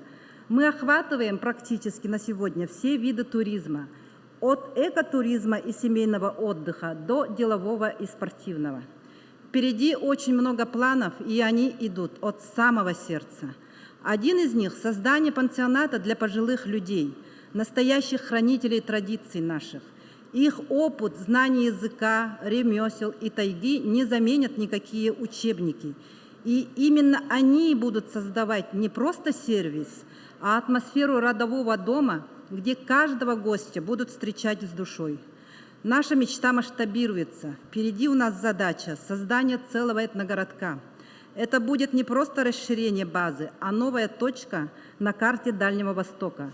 Живое поселение, вписанное в горный ландшафт с огромной любовью. На 5 гектарах мы уже осваиваем территорию, движемся дальше. И это не завоевание земли, а бережное пробуждение и продолжение природы. Освоение новых территорий для нас – это в первую очередь глубокое уважение и любовь к родной земле и желание ее оставить цветущей и живой для следующих поколений. И наше самое главное, наше семейное дело уже подхватывают наши дети. Они видят, как мы пишем историю своей семьи на чистом листе и растут с пониманием, что ОДО – это не просто бизнес, а любовь к своей земле, к корням, к традициям. И я уверена, они продолжат этот путь и понесут нашу мечту еще дальше. Пользуясь случаем, хочу поблагодарить всех, кто помогал делом, советом, поддержкой. Сегодняшняя реальность – это результат титанической работы многих активных, трудолюбивых, прекрасных и добрых людей. Спасибо всем им за доверие, за то, что поверили моей мечте. Подводя итог, скажу, позавчера это была мечта, вчера цель, а сегодня это реальность. Мечтайте, мечты сбываются. Верьте в себя, действуйте. И пусть ваша мечта, как и моя, найдет свою землю. Всем спасибо за внимание.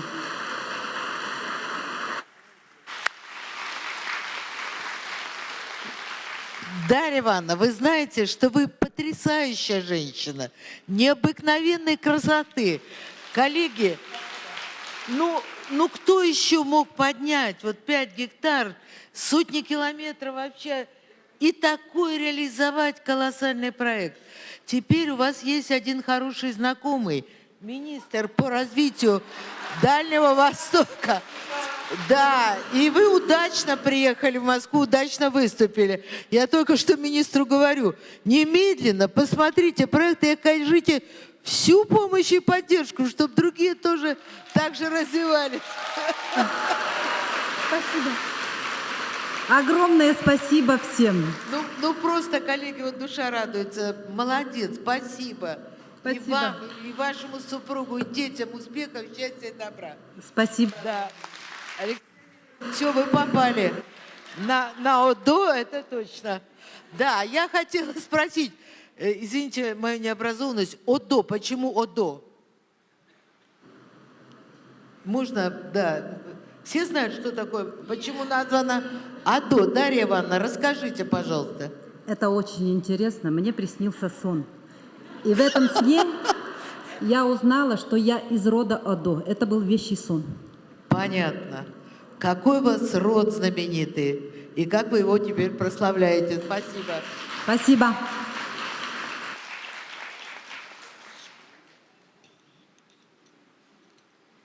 Коллеги, пора завершать. Когда мы собираемся, у нас столько тем для обсуждения интересных, эмоций.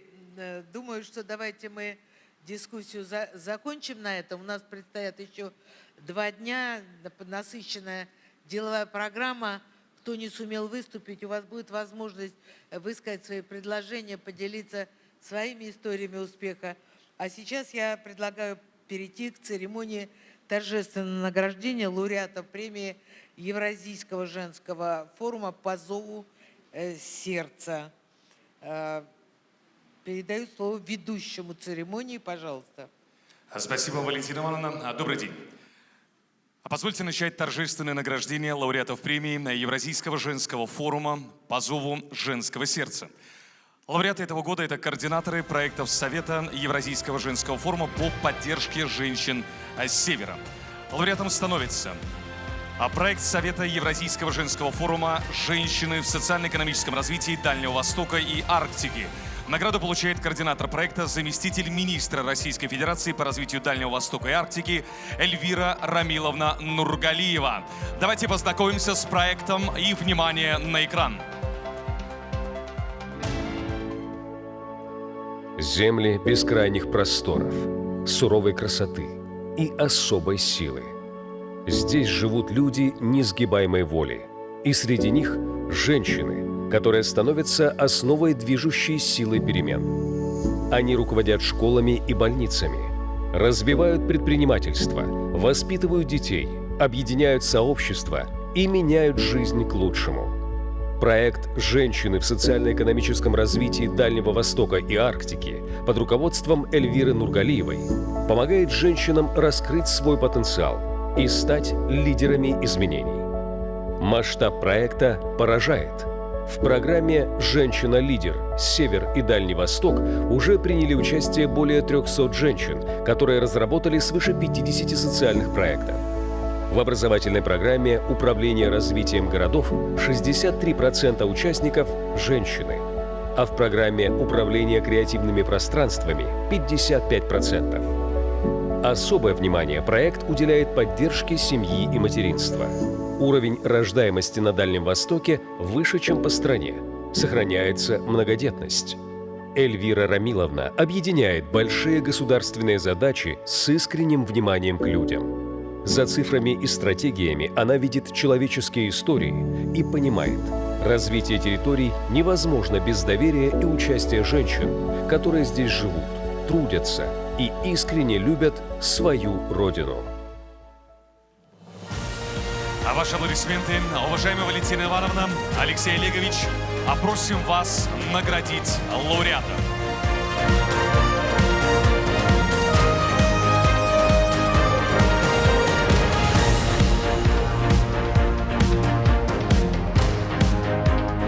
Фотография на память.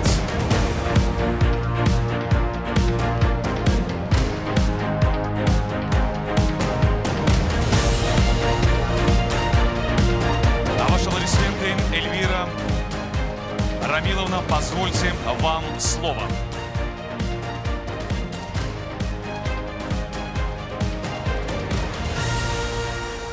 Спасибо большое. На самом деле работа с женщинами Дальнего Востока Арктики — это очень благодатное дело, потому что природа, климат Севера заставляет быть женщинами кооперативными, совместными и делает их очень пассионарными. История Дальнего Востока и Севера привлекла сюда только самых авантюрных, смелых, решительных женщин, и только такие здесь остались.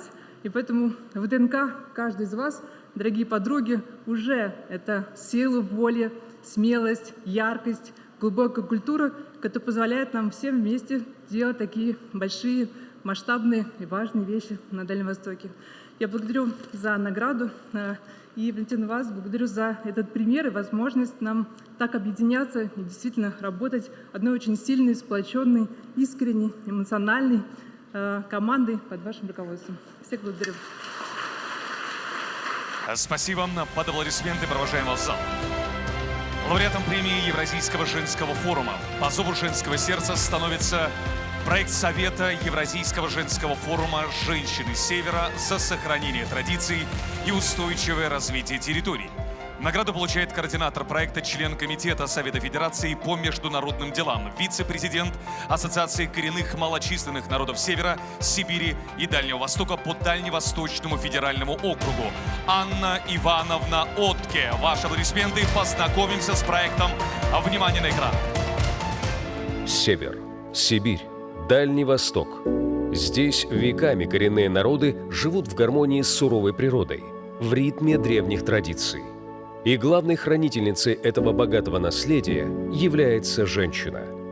Проект «Женщины Севера за сохранение традиций и устойчивое развитие территорий» объединяет тех, кто в суровых условиях бережет традиции, растит детей, ведет хозяйство и неравнодушен к культуре и судьбе своего народа. Идея создания проекта возникла после первого форума «Женщин Севера». Под руководством Анны Отке проект помогает возрождать и развивать родные языки, сохранять древние ремесла, фольклор, обряды и национальную кухню. Он о силе традиций и о том, как, бережно храня свои корни, можно уверенно идти вперед. Ваши аплодисменты. Уважаемая Валентина Ивановна, Алексей Олегович, просим вас наградить лауреата. Анна Ивановна Отке.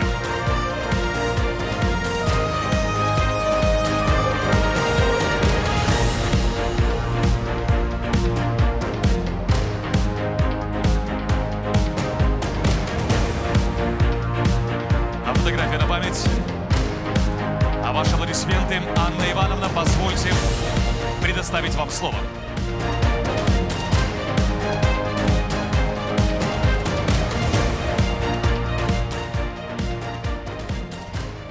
Уважаемая Валентина Ивановна, дорогие сестры, подруги, в год единства народов России такую награду получить особенно почетно, потому что, по сути, это признание важности вклада женщин коренных народов в развитие всей страны.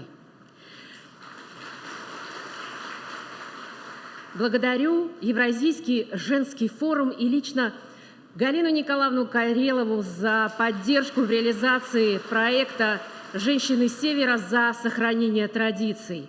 А наш с вами форум «Женщин Севера» – это сбывшаяся мечта хрупкой северянки Вейсаловой Нины Глебовны. И в целом наш проект объединяет женщин, которые живут от Чукотки до Мурманска. Валентина Ивановна, женщины-северянки дали мне наказ говорить о хорошем, но озвучивать и проблемы. И одна из таких проблем, которая очень поддерживается ее решение Советом Федерации, это вопрос транспортной доступности. В Москву из регионов добраться достаточно легко, тем более благодаря Министерству развития Дальнего Востока такая дорога и билеты субсидируются. Спасибо большое. Но внутри регионов выбраться из сел в центральные аэропорты достаточно трудно, а если едет семья, то и неподъемно. И особенно это важно в отпускную пору. И, конечно же, вопрос регулирования тарифов в внутренних авиаперевозах и субсидирования для нас, законодателей, для органов государственной власти, вопрос один из самых важных. Валентина Ивановна, северянки также поручили мне еще передать вам большой привет и вручить вам сборник произведений победителей Всероссийского конкурса «Голос Севера». Это, кстати, дорогие друзья, тоже результат работы прошедшего форума женщин Севера в поддержку развития родных языков коренных народов, который проводился при поддержке Ассоциации коренных малочисленных народов Севера Сибири и Дальнего Востока и Центра традиционных знаний и языков коренных народов. На Севере жить, а форуму быть. Спасибо.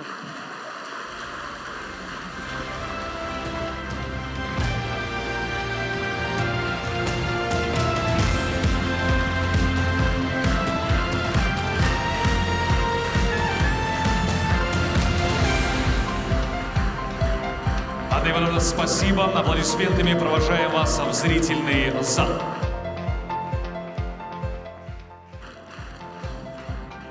Лауреатом премии Евразийского женского форума по зову женского сердца становится проект Совета Евразийского женского форума «Женщины и их роль в развитии флотских городов». Награду получает координатор проекта, председатель наблюдательного совета автономной некоммерческой организации «Единый волонтерский центр» Евгения Владимировна Чибис. Рассказ о проекте на экране смотрим. Когда суровая волна уносит к горизонту корабли, а долг зовет мужчин на защиту Родины, именно несгибаемый дух женщин держит на плаву целые города. Они стали надежным тылом для своих мужей и опорой для страны. Проект «Женщины и их роль в развитии флотских городов» дарит женщинам силу, голос и возможность действовать. Проект стартовал с Северного флота в Мурманской области как региональное мероприятие для женщин ЗАТО и арктических военных гарнизонов. Но постепенно проект подхватили и другие флотилии. Сегодня он объединяет все регионы присутствия военно-морского флота страны. А сердце проекта – всероссийское движение «Звезда Севера». Под руководством Евгении Чибис проект представляет собой целую экосистему взаимоподдержки, образовательных программ, участия в реализации социально значимых проектах, сотрудничества и создания женских сообществ. Ежегодно в нем участвуют до 5000 женщин, жен военнослужащих, близких защитников Родины. За 6 лет участницы объединенной гражданской позиции создали и вывели на новый уровень десятки важных инициатив. Евгения Владимировна также преподает в Мурманском арктическом университете и является специалистом по международному сотрудничеству в Арктике. Она вдохновляет женщин быть успешными, развивая общую созидательную силу. Валентина Ивановна, Алексей Олегович, просим вас наградить лауреата. Евгения Владимировна Чибис.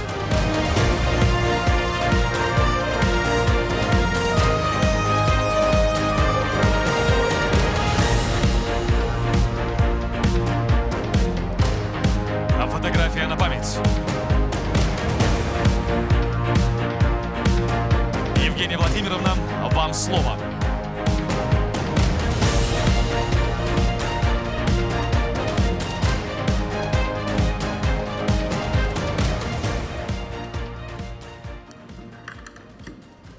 Уважаемая Валентина Ивановна, уважаемый Алексей Олегович, спасибо огромное за признание нашей работы. Когда я 7 лет назад попала на Север, я думала, что это новый вызов. Оказалось, это новая возможность. И сегодня я хочу поблагодарить своего наставника Галину Николаевну Карелову, которая первая услышала и поверила в наш проект «Женщины и их роль в развитии флотских городов».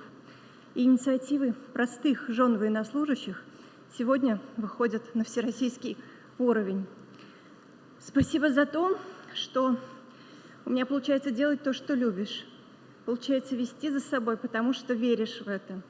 И получается продолжать наши проекты, потому что я чувствую поддержку и чувствую, что люди идут за мной эту меру ответственности. Спасибо моим девчонкам. Я вас люблю. Без вас ничего бы не получилось. Спасибо. А наши аплодисменты, Евгения Владимировна, спасибо вам. Уважаемая Валентина Ивановна, уважаемый Алексей Олегович, друзья, пленарное заседание мы хотим завершить творческим номером, чтобы подарить вам вдохновение на дальнейшую работу. На сцене сводный хор женщин Севера. Ваши аплодисменты.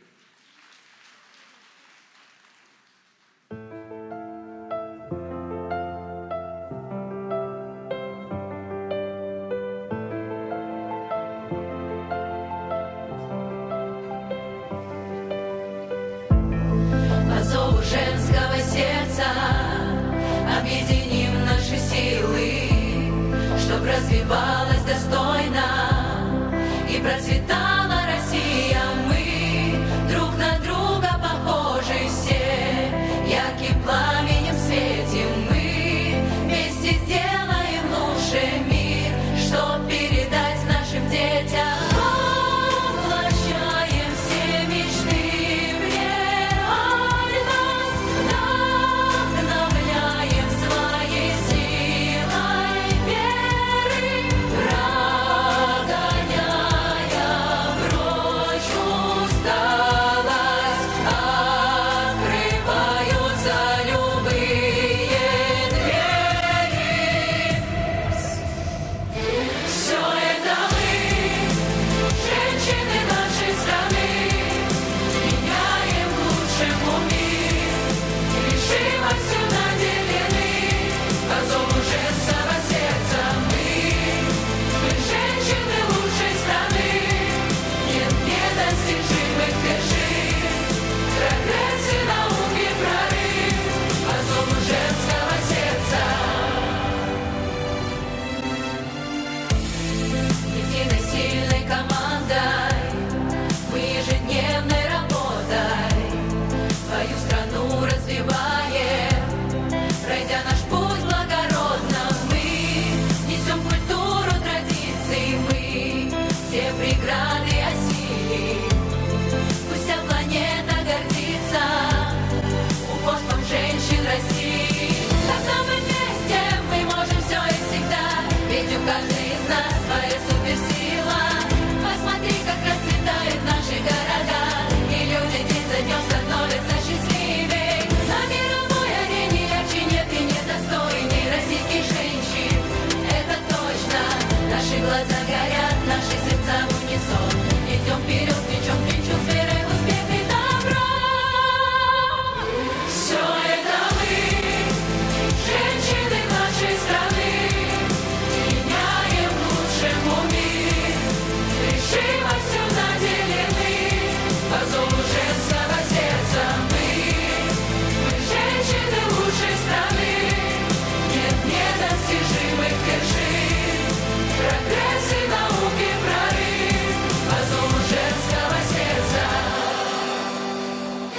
Все это мы, женщины нашей страны, меняем к лучшему мир, решимостью наделены, по зову женского сердца мы женщины лучшей страны, нет недостижимых вершин, прогресс и науки прорыв, по зову женского сердца.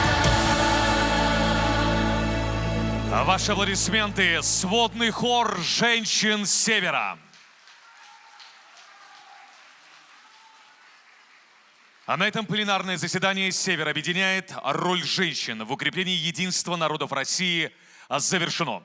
Желаю вам продуктивных рабочих дней на втором форуме женщин Севера.